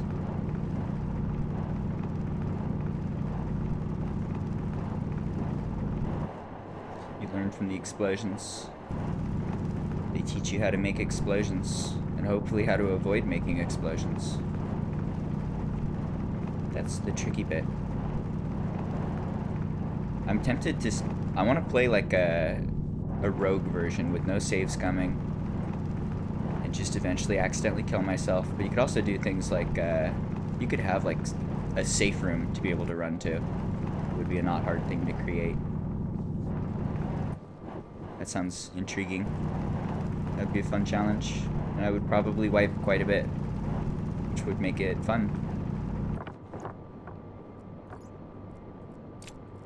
I enjoy hardcore mode. It makes it more interesting. I think one of my favorite hardcore experiences playing Minecraft. I was like super far into a game, doing super well with a gigantic sky base. Very safe. I made like a totally protected 1x1 chute from the skybase down into the very bottom of the map with like a little, there was a big puddle of water, like a 5x1 puddle of water to slow down the descent right before you reach the bottom. So I got all this done and tested it, and it's working, looks good. And I go out and do farming and whatnot. I go back to drop into the mine. I do the big drop, and the water had frozen, and I just die. Lose like 100-hour save or more. Smashing into ice. That was one of my favorite experiences. Big face palm, big laugh. Don't do that. Rogues are fun. They have consequences. Sometimes you die, and that's the end. It makes things interesting. Alright, I got a whole bunch of stuff now. I think we probably have 15 of the iron. Scattered between a bunch of bags.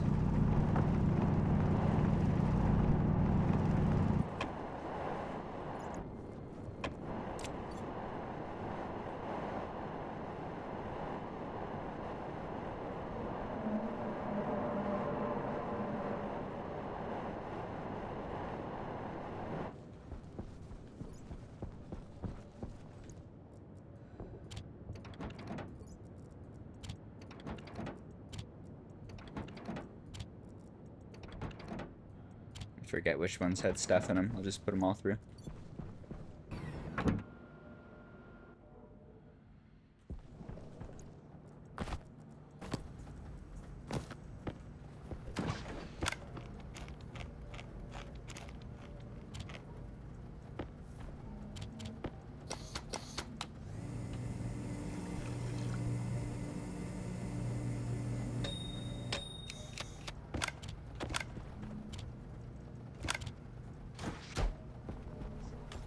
Alright.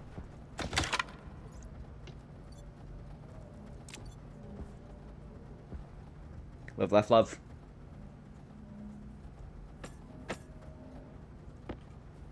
Good enough for now. Let's see, what were we doing? I was going to... We're gonna craft some steel. And then see how that affects our system. So we've manually set the chute to 1, which means that we should be in control, and this should never change. It should be in idle state forever. That's going to route everything into the furnace. We needed some material to be able to do some crafting. But let's do some manual furnacing here. And then the last key piece of the puzzle, I guess it's 2 pieces. We need another mall monitor. Not for monitoring the crafters and filling them with stuff. We need a monitor to monitor those last craftable resources. And when they're below like 50% full, we should just change a bunch of settings. I was thinking we could just have consoles.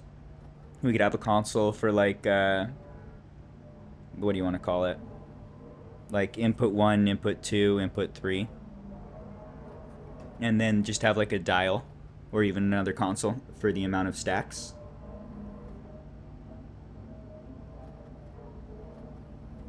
So for instance, for steel, we would have 15 of the input of the item iron ingot. And then we'd have 5 of the coal. So it would know like what items it's supposed to ask for. Or maybe that's even built into the mall, that the mall will automatically send it everything it needs. The mall analyzer. But it'd be fun to actually just see on consoles like what it's cooking. And then it would also set consoles for min temperature, min pressure, max pressure. And then we hook that into an auto furnace code, which will also read those variables as like its settings for what it's looking to target, and then walk through its own logic of auto furnacing stuff. But that way we could just automatically generate stuff and then automatically distribute it. At that point, it's just add ore to the beginning of the system, either by mining or more deep miners would be better. Deep miners, or I think might have to do the rockets. But definitely getting like auto ore generation would be big. That's gonna fully automate the whole production line from like unusable mixed reagents all the way to the super alloys. That's gonna be pretty neat. I've never done the last few steps here of automizing the production. Anyway, let's make some steel. I'm gonna save just in case. Shouldn't matter. We need 15 of this and 5 of this, right? Is this all ready to go? Furnace is empty. Activate switch is off. Let's go. I'm gonna start with you. 1, 2, 3, 4, 5. 1, 2, 3, 4, 5, 6, 7, 8, 9, 10, 11, 12. Fuck me. Need more iron? Is it still... It's still processing. Alright, well I don't know exactly how much is in there. Let's give it a second. We can keep an eye. We're looking for 1,000. And that's just going to be always the expectation. We're never going to use the furnace with less than 1,000 regents. Anyway, let's add some heat. Exhaust. Looks so good with the lighting mod. Big improvement. Give it some hot gas.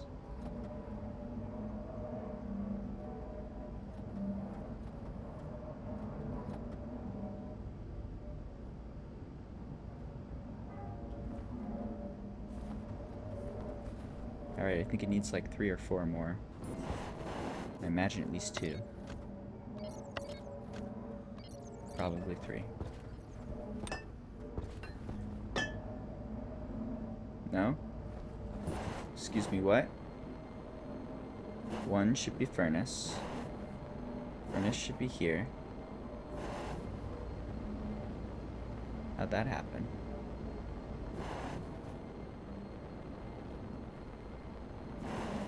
Something wrong with you?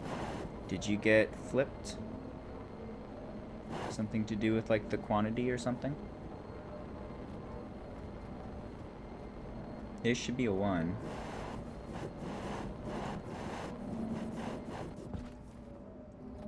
I think I've seen this work before too. Like I've made a full batch of steel multiple times without any trouble. What's your deal? What happens if I go to 0? Then 1 again. Should do this one, right? For furnace.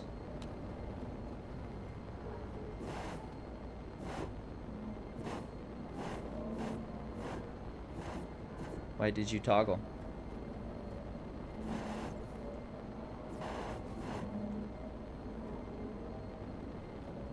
Mystery.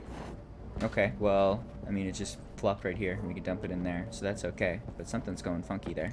And that's really important that works correctly. Particularly if this ever makes mistakes, the worst case is that it just sends like the wrong stuff into the furnace. And then that's gonna come out this end of the system and just start raining like regents that we'll have to deal with. So that's actually like a pretty bad scenario. Definitely don't want that happening. Anyway, let's finish filling this. That's 250. Are you right? Iron? Yeah. Probably good to activate at this point.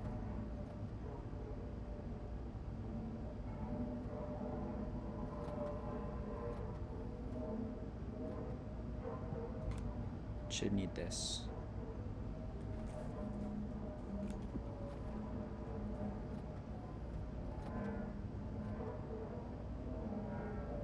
Alright, so you're gonna make 1,000 steel. And you're gonna put that into the system. And it's gonna get sorted into the steel container. So that this guy can start requesting steel, because it needs it to make the frames. And that should not happen while I have manually set it to the furnace setting. That should be overriding your drive to send stuff. Okay. So now when I set you to 0, then you should be able to take over and route things into the Hungry Hungry crafting machine. Maybe. I'm gonna save just in case I want to save scum around this a bit. Turn it to 0. Crafting machine demands things. Anything's coming?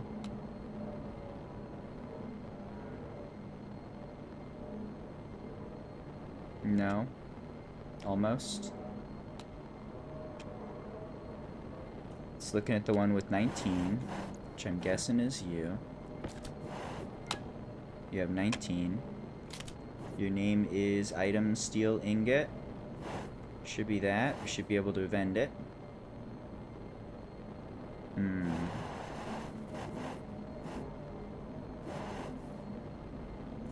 So it's setting up everything correctly. It's pointing to the correct vending machine.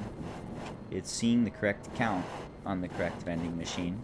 It was recognizing that it should not be requesting anything for the entire time we were setting up the right conditions. And it's now requesting, now that it's the correct conditions. But it's not vending. It's not liking whatever code we're sending in. Let's take a quick look at that. So still having issues here with the activating functionality. Where's that? Right here. So we're setting a request hash for that internal hash, which is working correctly for targeting the correct vending machine. That's the name of the vending machine. And that's the name of the steel ingot.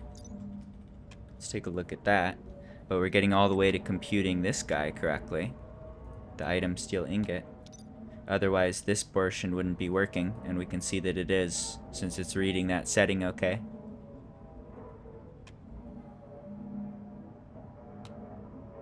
But it's not liking to ask for that hash into the request hash function. Is there a way I can, like, read the hash from you, Mr. Vending Machine? Will you tell me the hash of any of your items? So that I can just say, read the hash, distribute a hash. It's always going to be the exact same item. It's always going to be a perfect stack of 50 steel. So if you can give me the correct hash code on any of those, then we're good. You can read request hash. Maybe we read it and then write into it.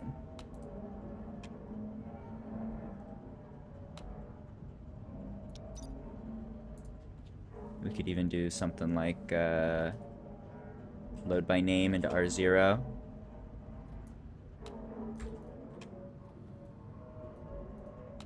What's batch mode? The average, sum, all that jazz. Let's just do 0 average. Yeah, average. Let's see.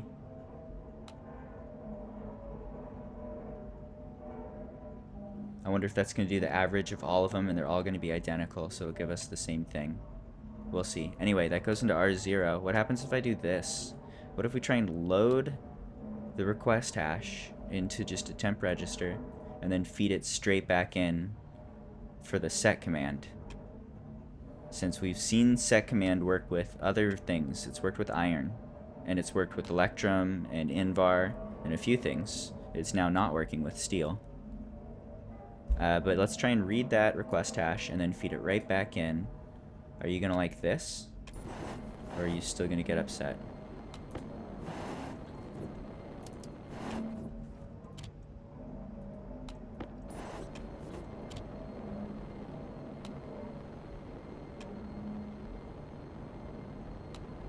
Anything? Anything in the tubes? I don't see any crafting. Okay, so it didn't like that request. What if I try to read that? What even is that value? What do I want to label that?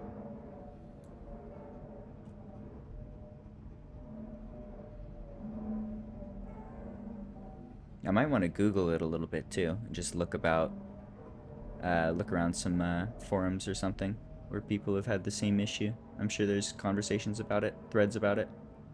How do I make the vending machine distribute a thing? It's just like one line of code. I'm thinking it might have to do with slot indexes, which is not something I've played with much, and also would make sense in a vending machine context that there'd be a bunch of slot indexes. And we can see like a ton of logic slots. What do we have for reading slots? Is there anything obvious? Not really.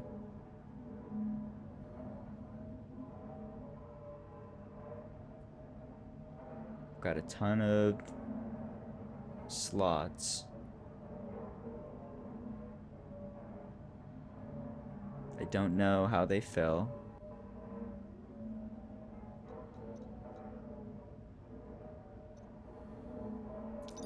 What about our functionality around slots?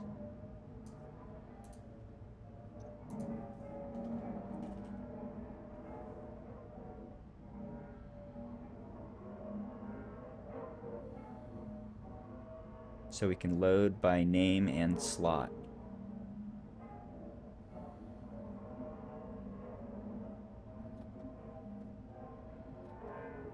And then feed it a logic slot type.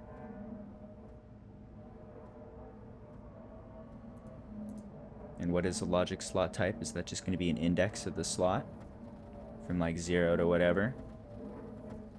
Is that some sort of similar thing to like an opcode? Is that corresponding to some sort of logical functionality?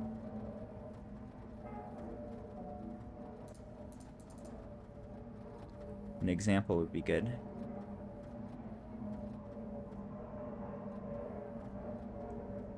Hello, Couscous. There's a nice puppy.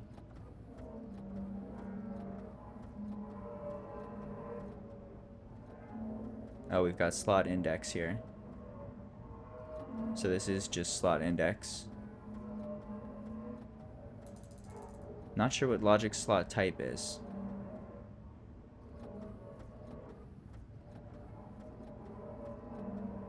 I think that's just the standard, like, variable. But maybe not. It feels different. Let's see. Show me a standard variable. Are you called a logic slot? Okay. So logic type and logic slot type might be a little different. I think that might be what was throwing me off. It's just named slightly different.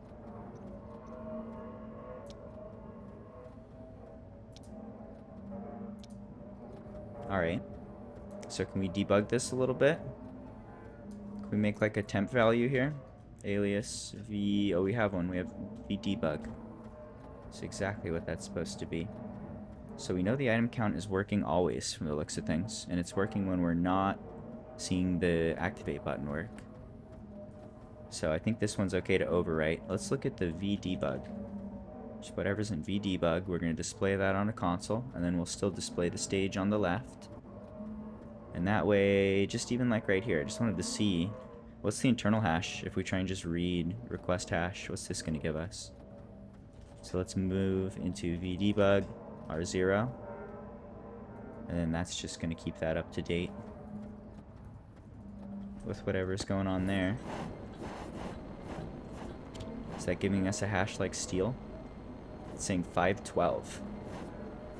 That has nothing to do with steel. I would expect to see something more like this.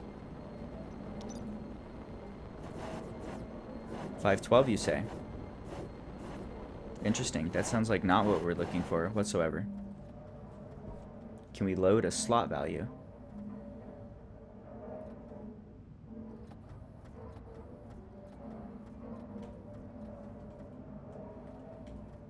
Or can we even like set by slot and name?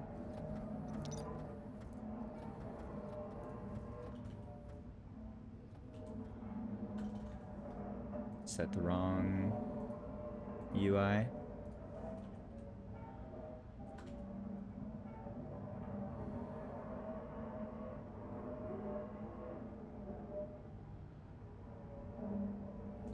I'm gonna Google it real quick. Let's see. Let's contact the handy dandy rectangle.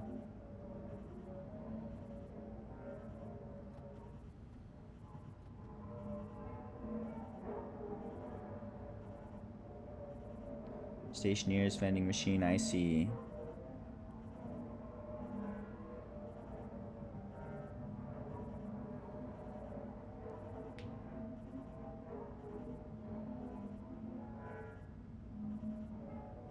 How do I just push the activate button? Just boop, you know? One line of code. Boop.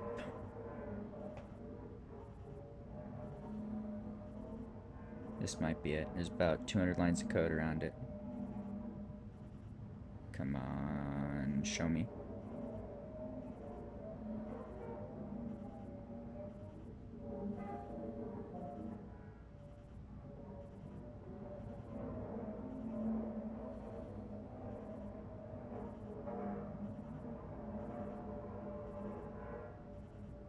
I think they're doing the exact same thing I'm doing, but without naming their variables. Damn. There might be something funny in the logic here.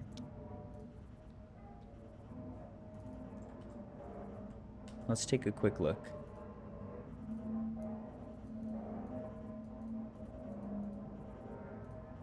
Let's try...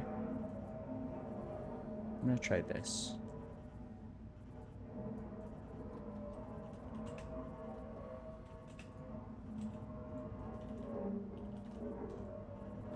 So we know we are expecting the steel ingot hash for this internal hash. I'm pretty sure this is correct. I just want to see it. Our debug console is now going to show R1, which is just... Is that internal hash equal to item steel ingot? Just show me. I want to see you're at least like you're getting the right hash code. I want to be 100% sure. I'm pretty sure you are, because you're contacting the right machine with that correct name. But then you're not distributing that, so what's up with that, dude? Okay, you're stuck in idle state till we go to 0, then it should turn on.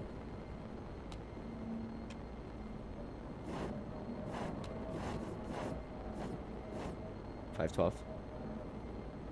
$512. You're supposed to be a 1 or a 0.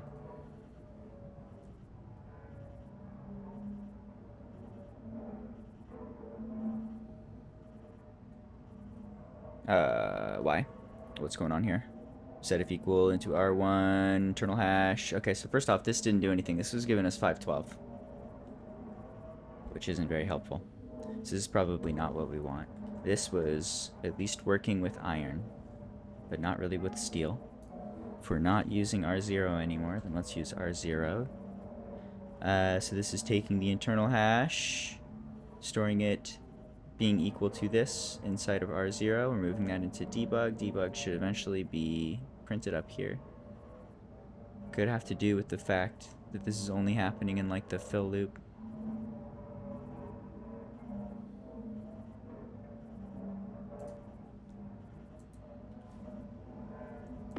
Oh, someone got answers? Teach me things.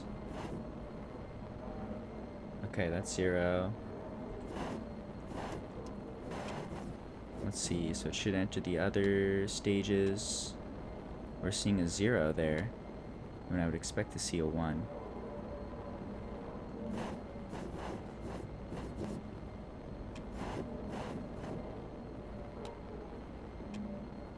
If you grab a normal slot reader, logic chip, that would tell you what to expect when reading the slots. That's a good idea. We could take a look at that and see what it looks like. I don't think I've played around with that. Different way to view that data. I guess I haven't done slots at all, I don't think. Do you know the magic line of code that's gonna make that thing just distribute? How do I just say distribute slot 0? Any slot that has anything, distribute. It's all gonna be the same thing. Alright, you said slot reader. That's gonna be one of the logic chips. Do I have logic chips on me? I don't think so. Logic. So there's some sort of slot. It's probably a variation of logic. Maybe a memory. Looking to read or write.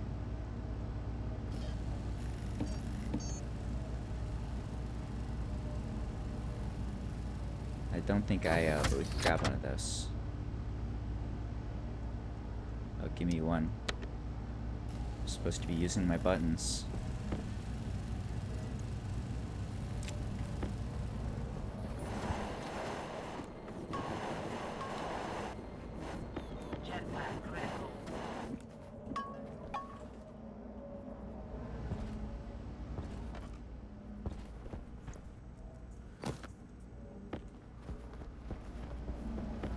Alright, let's see.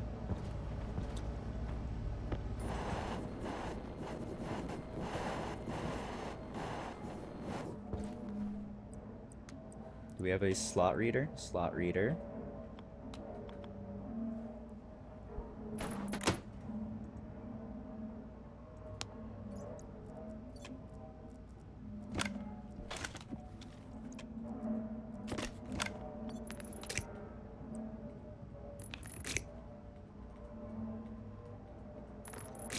Okay. What can I learn from you? What's going on in your brains? Let's load the steel one in particular. Do you need more plugs? Did I not plug you right? I didn't plug it right.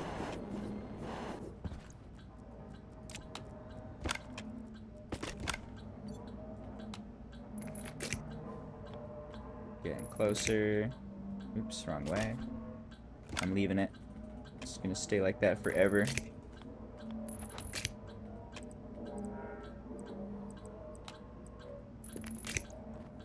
Alright.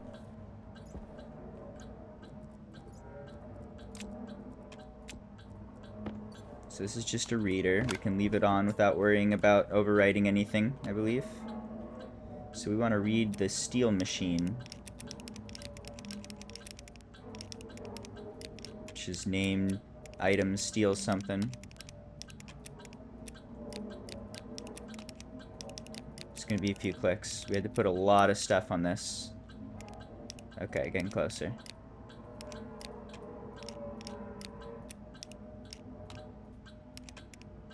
Okay. So the storage, occupant hash, 0. Occupied. Okay, so this is storage like 99, 100, 101. Let's see.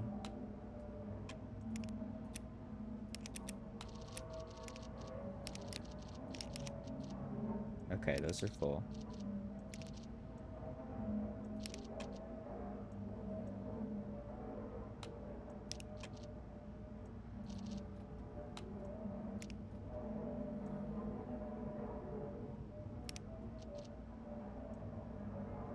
Slot 2. Import slot 1, export slot 2. So export slot 2 is item steel ingot.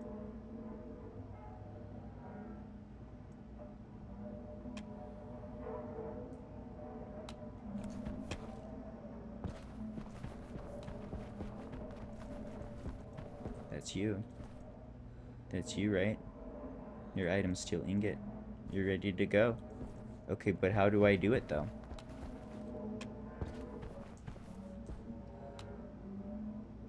So I need to set the slot for, what is it? The export slot. I just need to like turn that to a 1. I need to activate. I need to click a button.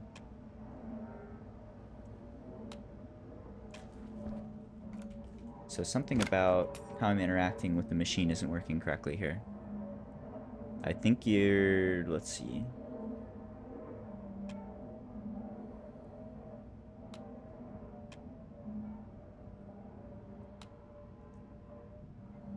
You can give him a stack payload. Should work with just request hash and the value you want to request. So that's pretty much exactly what we're doing, right?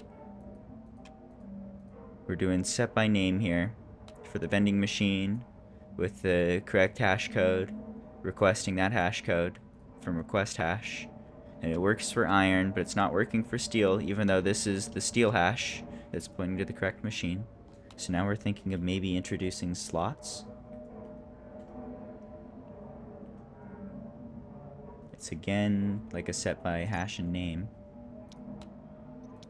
But maybe if we can target like an export slot and tell it to do something. I'm not really certain. I feel like so this one line is just not quite interacting correctly with the vending machine. Just looking to push the button. I don't even care about internal storage or anything. Just push the button. The only possible option is the right thing.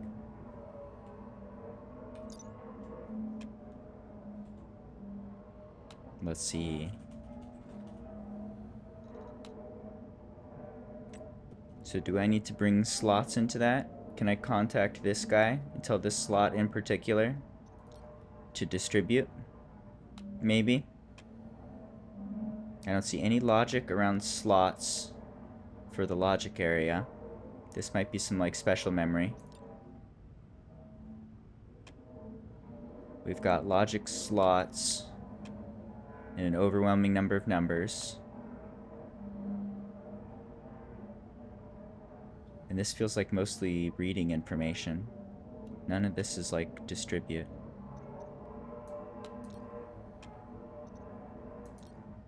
Not sure here.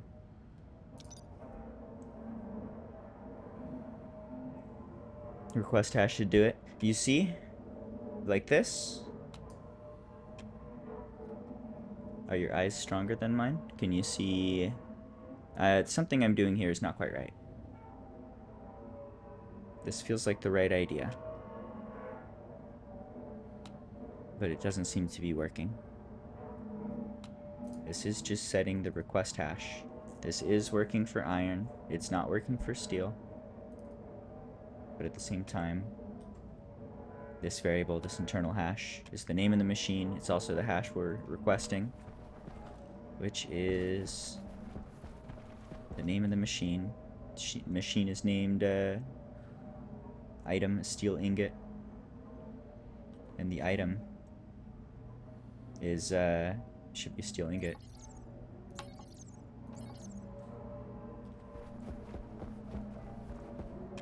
Is that different than you? No. Works for iron, doesn't work for steel.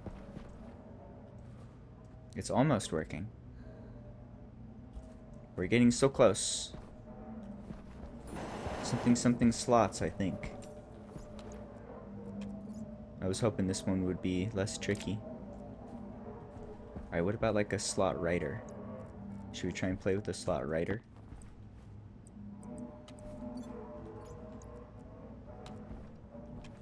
You're not right. You're a memory chip.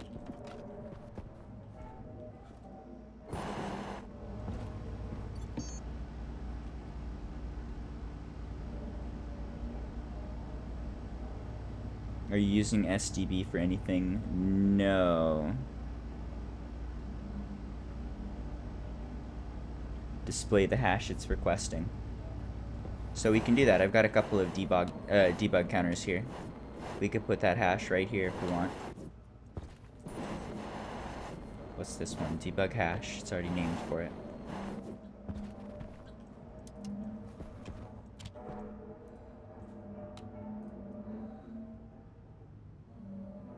Let's see. Debug hash. Debug hash will show the V internal hash. So this is the internal hash that it's computing there in that line of code.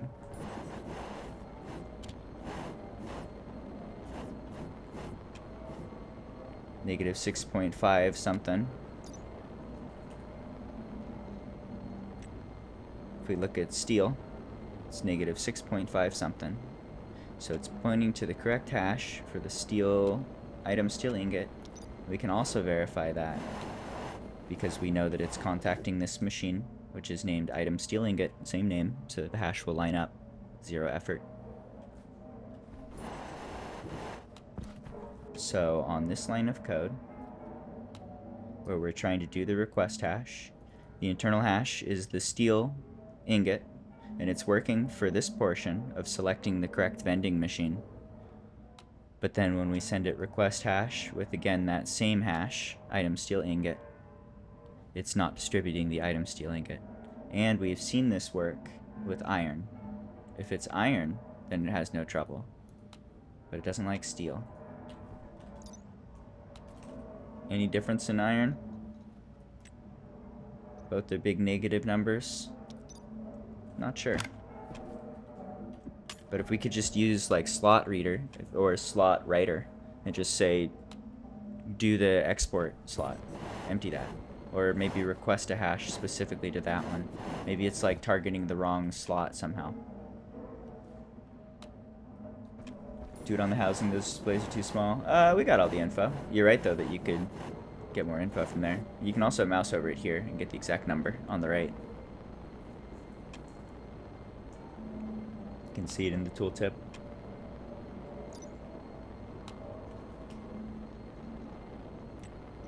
And it's definitely this one. It's got the 771 in the end, the 65 in the beginning. It's got the right hash here.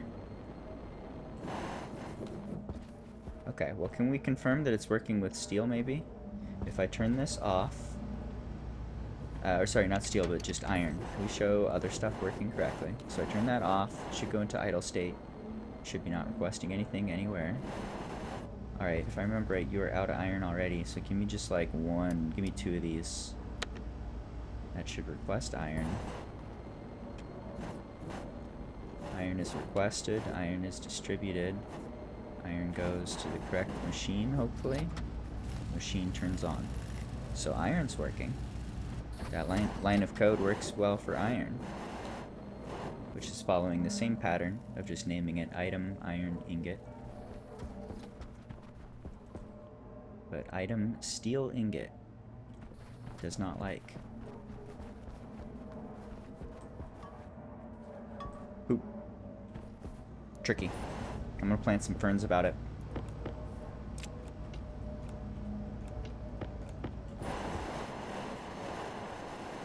What is your problem? How can I fix you, vending machine?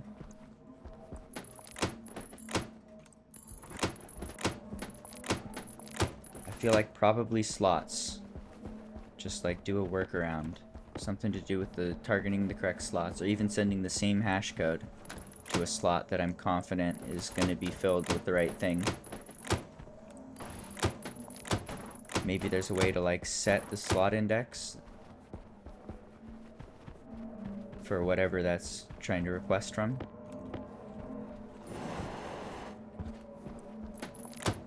I'm not sure. We're super close. It's mostly working, just not with steel. I've seen lots of other stuff work. But I'm also imagine it'll probably be fickle and break for the same reason steel's breaking eventually.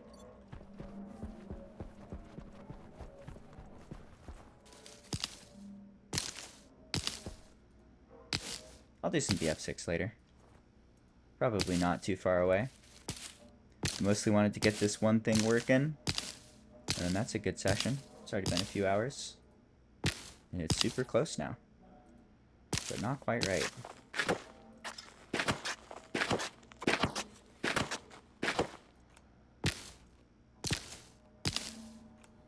Nice. I hope you're enjoying it.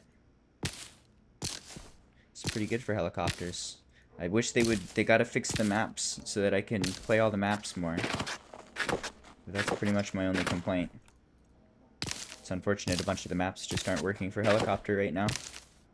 Not spawning in.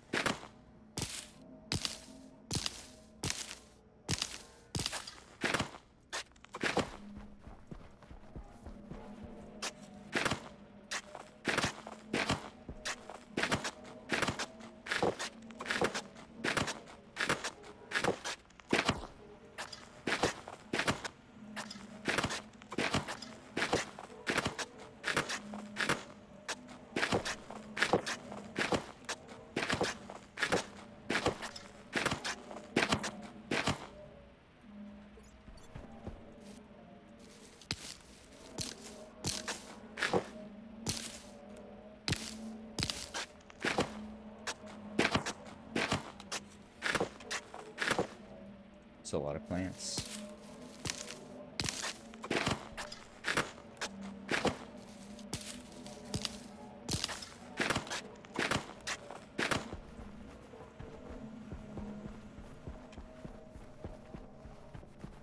Hello, kitty. Who's a good boy? It's quite the sea of ferns. Oxygen go up.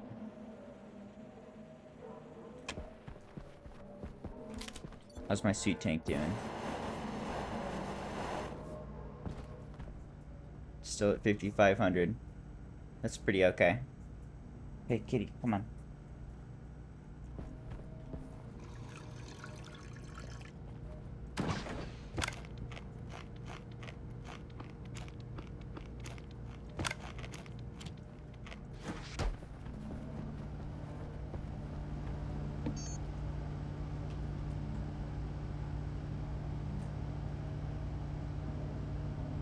Let's see.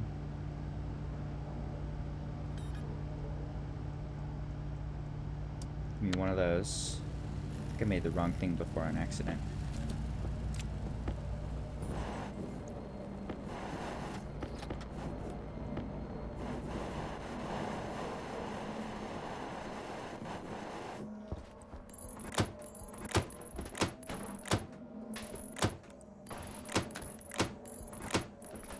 Oh, it's done. Wait, is it? Is it one off? It's supposed to go one further. No, it's done. It's done. Get out of here.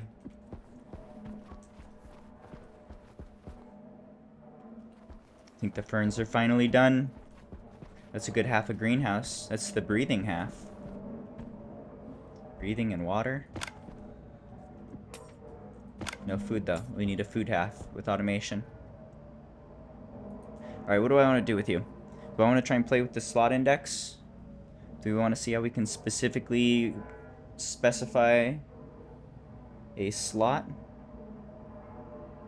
Do I want to look at what the nerds on Reddit have to say? If I could find one good example of how to make this work. I think it's just one line of code that we don't have quite right.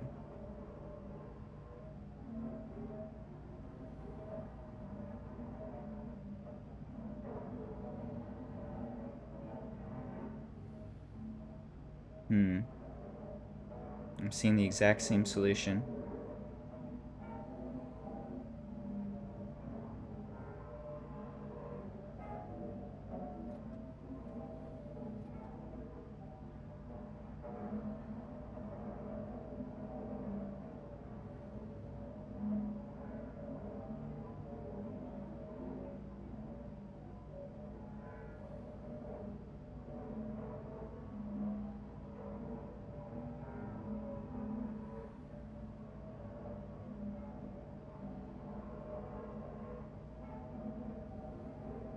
What's up, kitty? Kitty wants food.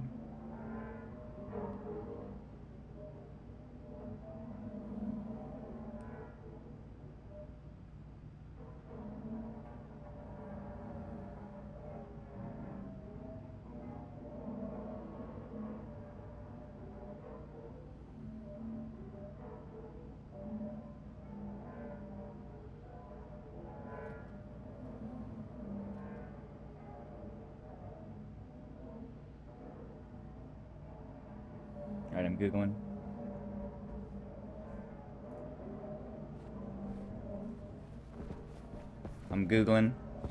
I want to take a swing at this.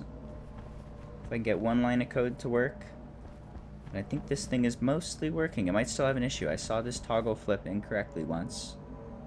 So there might be something funny going on there. I need to make sure that's working right. But for the most part, it's looking like stuff's moving through the system correctly. It's able to contact and request things. It's working for most things so far we've tested, not steel. So just figuring out that corner case. Why you're failing.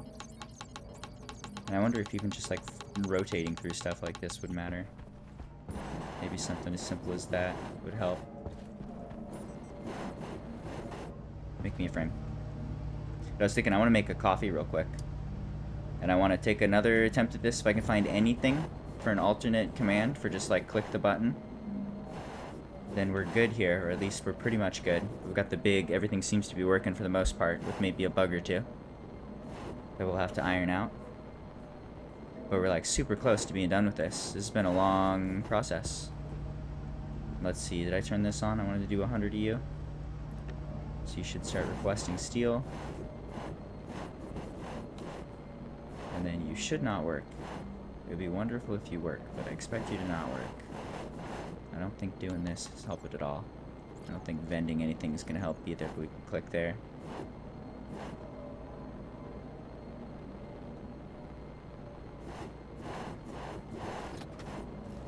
Alright, that one went through, but only because I clicked it. Anyway, I'm going to stand in the corner. I'm going to make a coffee. Let's see if I can't figure out a solution here. And either way, I think I'm ready to fly helicopters pretty quick here.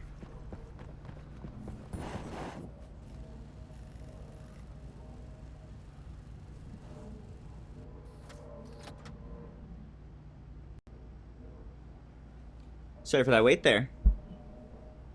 Made a nice coffee and even a salad. Salad was already made. I dumped it into a bowl. But I get to eat it. That's all that matters. Alright, where were we? Have you tested other alloy? Just in case it's only working with the pure ones for some reason. Yes. So I crafted this guy when we did not have any Electrum, Invar, or solder. And all of those were requested on the same tick. It came on through, and it crafted the one thing. So that all worked as expected. So we've seen basic stuff work, and we've seen advanced stuff work. Steel is both not working, and it's working as far as pointing to the correct vending machine. But somehow the item steel ingot is not aligning with that request. I spent a little bit of time Googling it while I was making the coffee, and it seems like this is it. This is what you're supposed to do. You just set the request hash, and if it's got something inside in that area, then it's going to go ahead and send it through. I don't know. I'm trying to think what could have happened. Maybe I put it in a weird state by setting activate explicitly once upon a time. I don't think so. I could look at this now. Is there any funny state on you that doesn't align with the machines around you? Activate is 0. Got a quantity.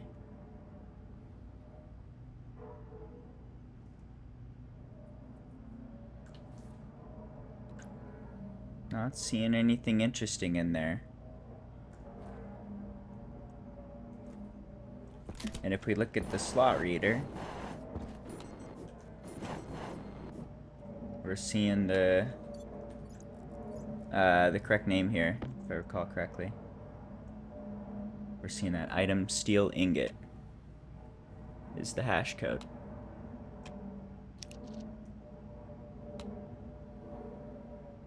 -65 blah blah blah blah 71, which is this code. -65 blah blah blah blah 71. The item steel ingot. So this is like all lining up correctly. And in the code, I am 100% confident that this is the iron steel ingot here.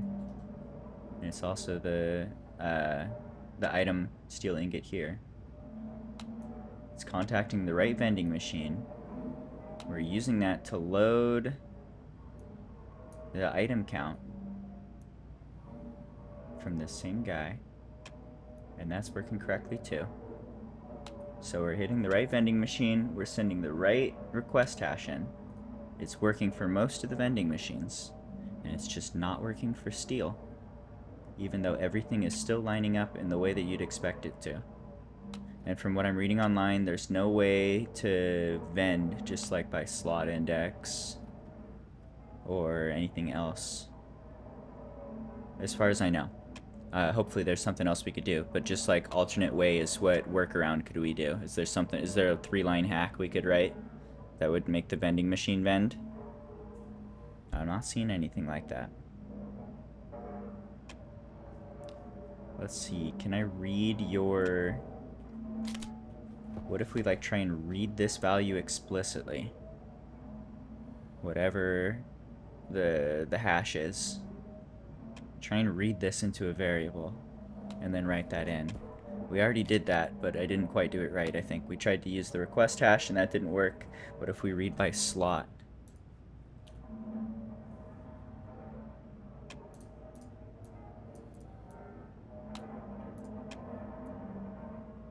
And then did I check this? I can't remember. We should be seeing a 1 popping up somewhere. Or maybe not, I think I overwrote it. Anyway.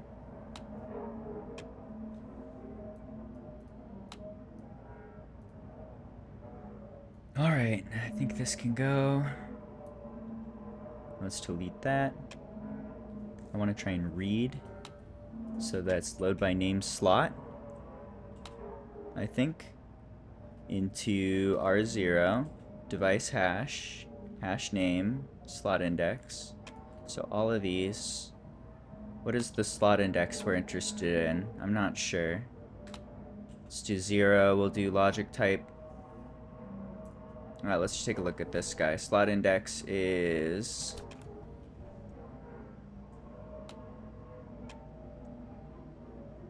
slot 2. What's slot 1? Slot 1 is import. It's probably export is what we want. Slot 2. Okay, so slot index is 2.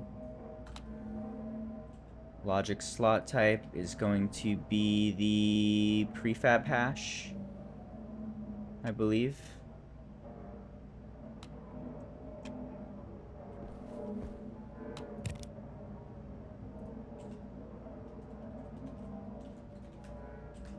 And then batch mode I think is 0. Average, which shouldn't matter because it's just going to be one thing. Okay, so what if we try and load whatever you've got as your hash code into R0, just into a temp value. And then we'll write that. This part's working. But this part isn't, apparently. So we can do this and see what happens. I'm tempted to put an R0 here as well, but I don't think that's a great idea. Alright, so let's do this. What if we try and explicitly read that value? Oh, you got big meows in your toy? You're so cute. Oh my god, he's so cute. I love you, cat. I need to take him on a walk. It's been a couple days since he had a good walk. What's up, cat? Alright, you're at 0. I'm gonna throw this in. You should request stuff. You're requesting stuff. Did any stuff go through? No? Nothing? I'm not surprised. I am curious. What if we try and read this value for the steel into one of the consoles, just to keep an eye on it? What do we got for console settings? We got internal hash. Now you get to be the debug. Then let's overwrite for right here. Let's overwrite vdebug.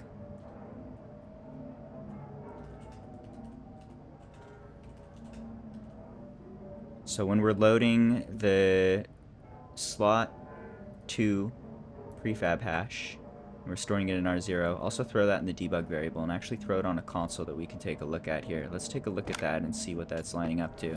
I expect to see steel, and we'll see. Okay, so we go to 1, 0. This thing should do its thing. I'm seeing a 0 here.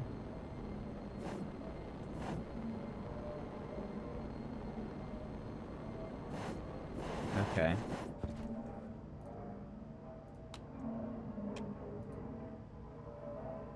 So is this not working? What if... Let's see. What if we just try loading, like, the quantity?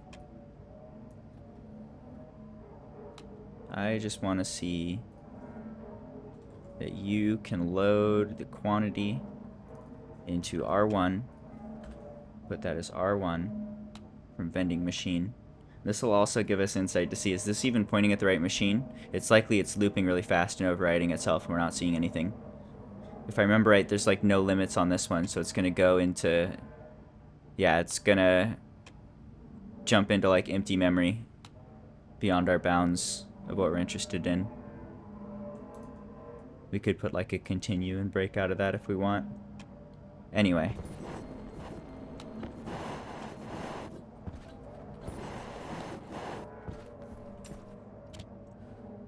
Can I get any info? Can we figure out what's happening a little bit maybe?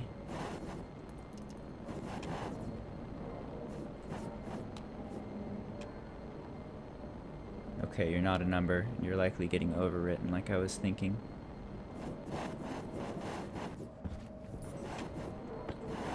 Is the count correctly pointing to the steel count? I'm pretty sure it is. We've already seen that. But if we overwrite the debug... oops. No, that's fine.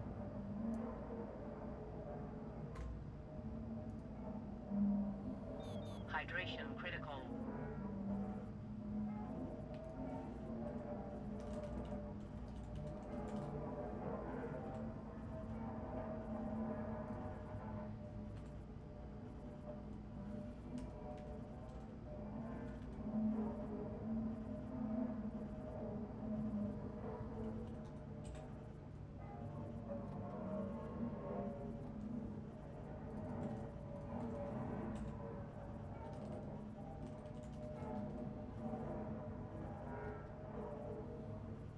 Alright, so just real quick here, adding a line so that we are going to have the option to continue fill at the end of the loop. So we've got our loop. This is the fill loop, which is looping, going through the memory every time for index 54 to 62 inclusive.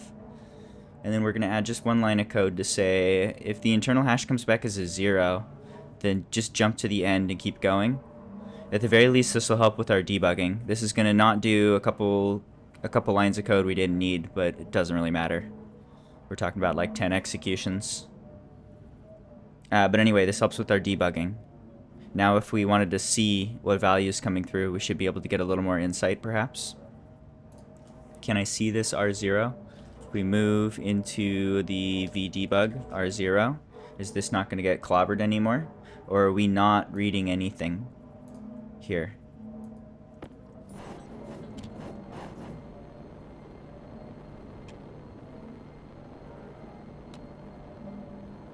Still seeing not a number.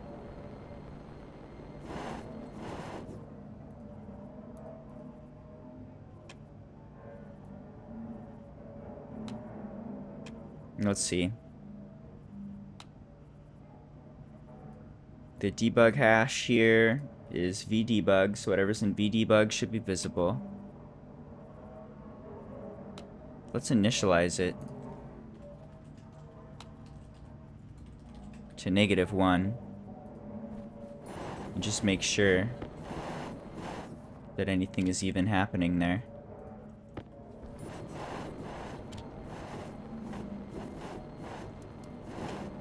-1. Are you ever gonna get overwritten?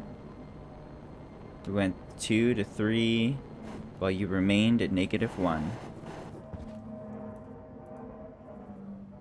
Okay, so what does that mean? We went through all our stages. We went through the idle stage, and we found somewhere where the item count was greater than 4, which I'm willing to bet is the steel. That's the only thing that's being requested right now, and we can check that. But all of you are off, right? You are off, and you are off, and you are on, requesting steel to make steel frames. You are off. Okay, so it can only be steel.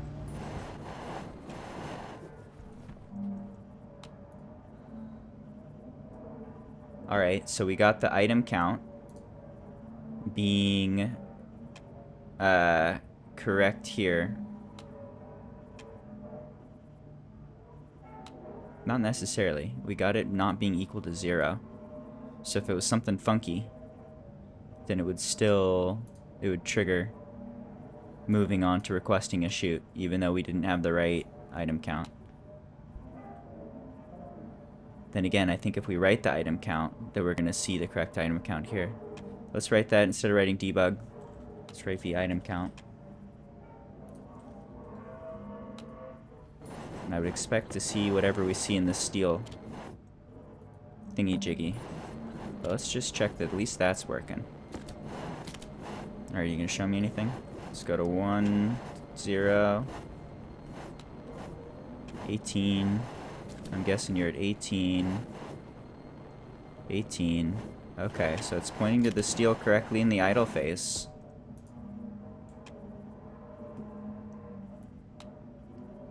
So we are loading this correctly. We're loading the memory correctly. We're loading the steel machine correctly. We're using the, what is it? The request for the quantity right here. This is working correctly and giving us our steel hash. Okay. Then we're going into request chutes. That worked okay. We're going into stage fill. Stage fill is stage 3. I was seeing that enter and then do the sleep for 10 seconds and all that. Alright, so it's going to set the memory index to 54. It's going to declare its fill loop. It's going to jaw to load memory and do the load memory dance to set all the internal variables. It's going to say branch if equal to 0 for the vinternal hash. Continue fill. So if it couldn't find a hash, then it's going to jump to continue fill and just keep moving. So theoretically we shouldn't enter this point unless we know that there's at least one thing to look at, in our case steel right now. So let's say what's going to happen is in line 54, or memory address 54, we're going to get that steel loaded, and then we're going to request it through this process, and then it's going to increment to 55. It'll load that. It'll say there's no valid internal hash here. That's a 0, and it's going to continue and keep going. Okay. Otherwise, it's going to load by name and slot value into R0, the vending machine internal hash, which we are already using to grab the quantity correctly. It's going to load slot 2 for the prefab hash and average it.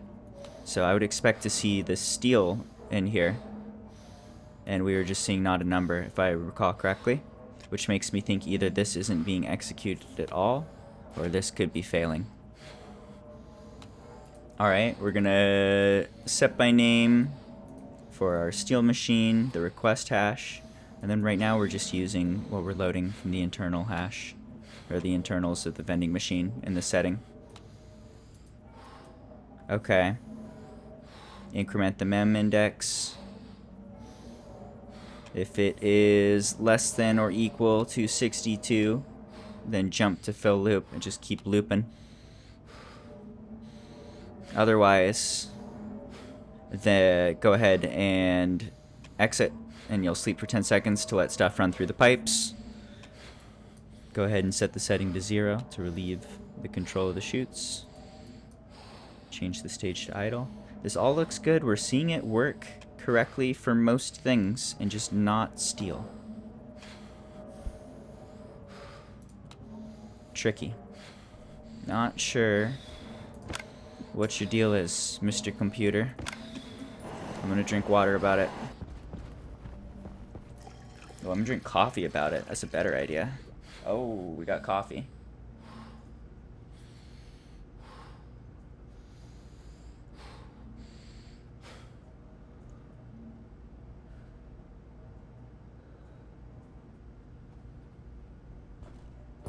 Coffee is good.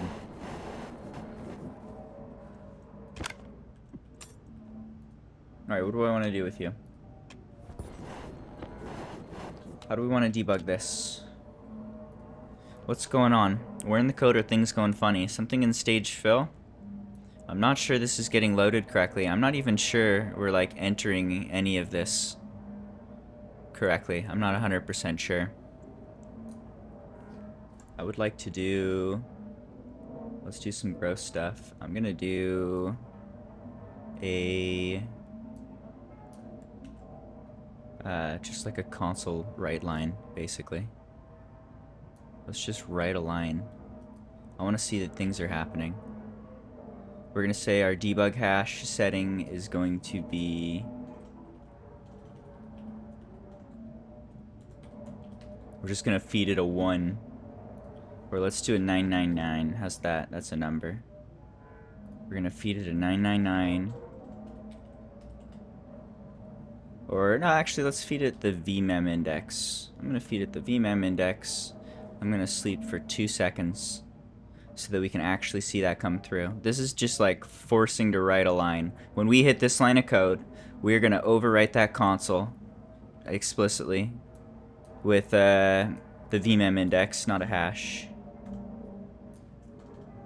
So we're gonna take this, whatever iteration of the loop we're in, we're gonna shove that into the console, and then we're gonna sleep for 2 seconds so that we have time to see that.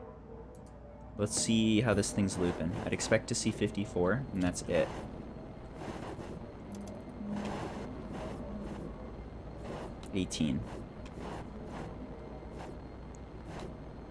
We're in stage 3. We're seeing 18, which is from... 18 is coming from where we're setting that console here, which should be the only place we're ever setting it. And we're setting the item count. So it will set this. Maybe we even need to do this. Let's do this. Instead of doing a sleep 1 here, let's give it a sleep, or a yield. And then a sleep 2. So we'll yield for a second to let whatever's been set on the console settle. Then we'll set something new on the console. And then we'll sleep for 2 seconds so that we have time to see it. So we shouldn't see 18, we should see 54. Unless we don't. Let's find out. We see 18, we don't see 54. Okay. So that's actually kind of important, I believe. That means that we never reached this point in time. Which means I'm guessing either this triggered or this even might have gone funky somehow. So let's try moving these slightly. Let's just move them down a couple lines. We're just going to change when we're doing the right line. So we enter stage fill, we hard code this value to 54, we go into the fill loop, and then we immediately are going to update this console. So we better see a 54 pop up. Are these all wired correctly? The stage is good. 1, 2, 3. Idle, request shoots fill. Idle, request shoots fill. Idle, request shoots fill. You guys all end correctly with the JMain.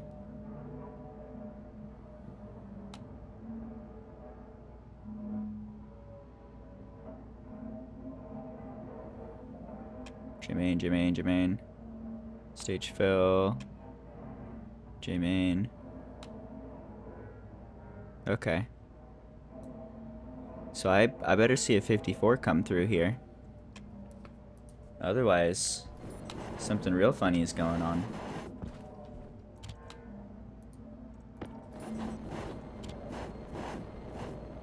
What is going on with you, guy? Let's go down to 0 so that you can do the thing.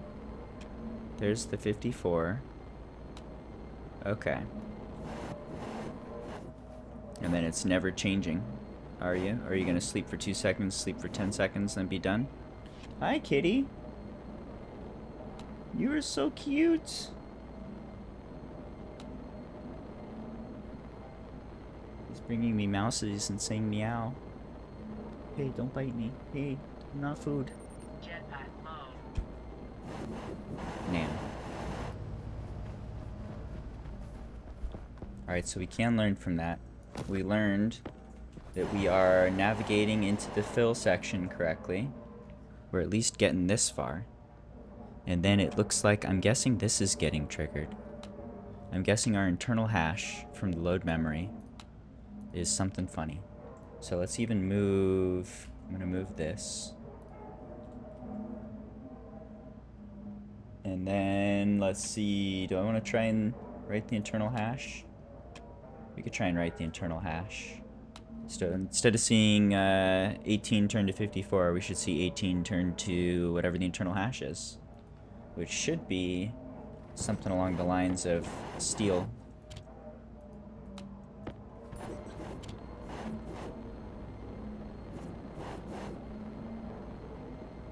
Zero. Zero is not steel. Okay.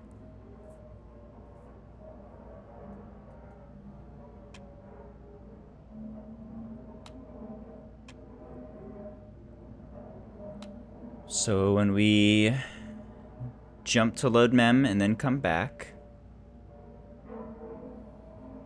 our internal hash is 0 on that first index.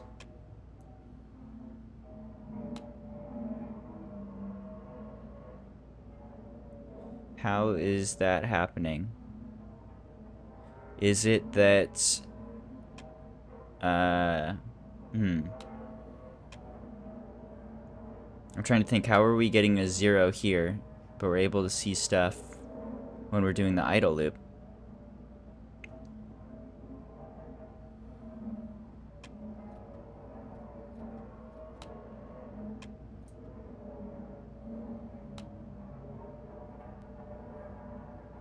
What are you even doing, computer? You're getting real weird now.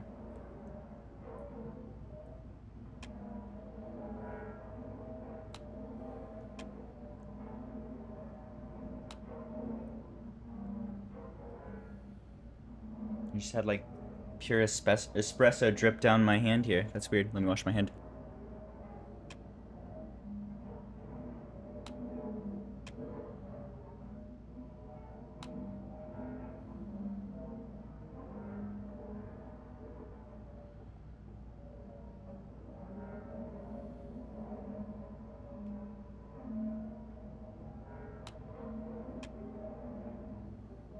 Oh, Kitty's getting zoomy.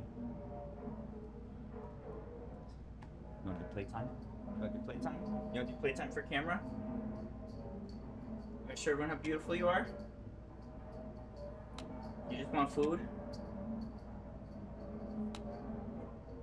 Are you just a hungry, hungry cat?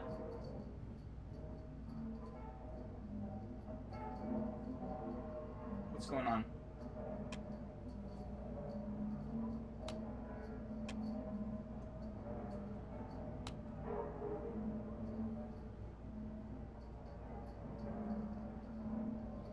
Just give me 1 second. I'm gonna follow him. He's gonna bait me to his food, and I'm gonna say no. He gets fed in like half an hour.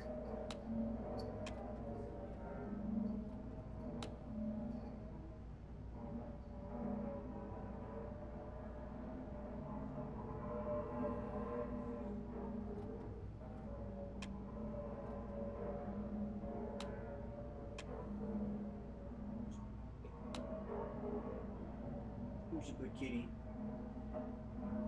Oh! Look at that cat.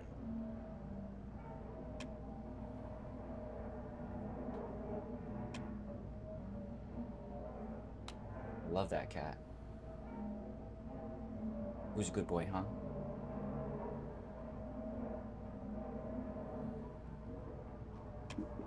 He wants food.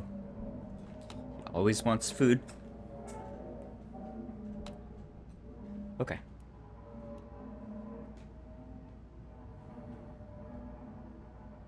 So what is even going on here? What is even happening? Does it have something to do with the loading memory? Is the loading memory not working correctly? Or is loading at the 54th index not working correctly? Because we're doing our load memory, we're getting back to here. When we write the internal hash is 0 from memory index 54, which we'd expect it to be something, I believe. Let's see. We're doing the item count. What if instead of doing the item count, we do the mem index? So now instead of going from 18 to 0, we would expect the mem index to 0, which should be 54. But if we see something other than 54, Hunger critical. maybe it's looking at like a different memory address. And that's causing some funniness. I'm trying to figure out what's going on with this guy. It's getting weird.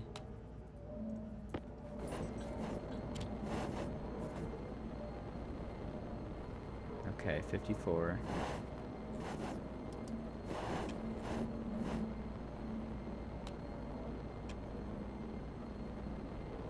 So in address 54, that's where it's reading that we've got something here. And moving along from there.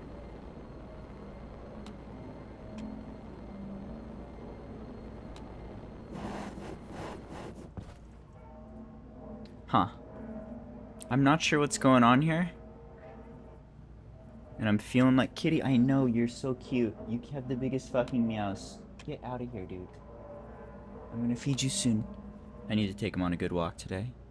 I hope it's not rainy so I can give him a good walk. Otherwise he's gonna be needy. I was thinking, I think I want to put this down for now. I think this is good progress. We saw it work correctly with most things, and something funny is happening with steel. So we'll have to take a look at that. For now, I'm gonna delete this code that I have, which is basically just giving us some information on the consoles. We could just leave this as is for now. But this should be good. This is more or less functional. This is working with iron. I need to debug steel. Something about loading the memory is going funny, where it's not working. I'm thinking maybe step into this area and see, is there something funny going on in the translations? Are we getting actual internal memory coming through that looks correct? Or are we reading it in 1 second on our, what do you call it? Are we reading it correctly on our idle loop? And then when we switch into the fill loop, somehow it's gotten wiped by then. The memory's different, the memory's clear. What exactly is going on with that memory, I think, is what we need to look at. And try and find the disconnect for steel in particular.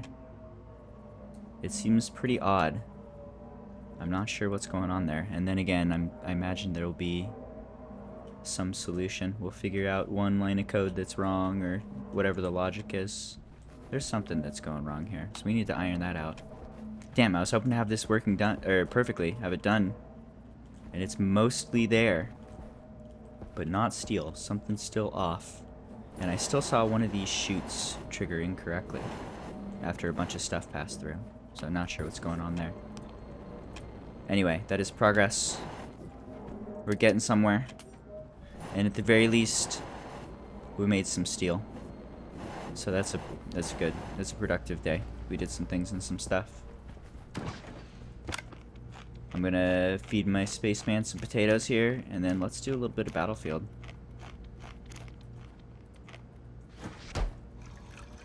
So close. I gotta make that work. And then I gotta write the auto furnace. So close. And then it's all done. Just add stuff, and the machine will do things. And then I can go wild and create, I don't know, maybe like a big rectangle. I can make another big rectangle. Maybe this one with different colors. Maybe a nice pressure cannon. I feel like I should make some sort of explosion room. So when I feel like exploding things, I can do something exciting. I guess we've always got this as an option though. This is good. Doesn't work at night. Toxin critical. Temperature critical. During the day, this would be explosions. What if we click a button? I just want some explosions, man. What about if I get rid of this? Oh yeah. Oh, that'll do it.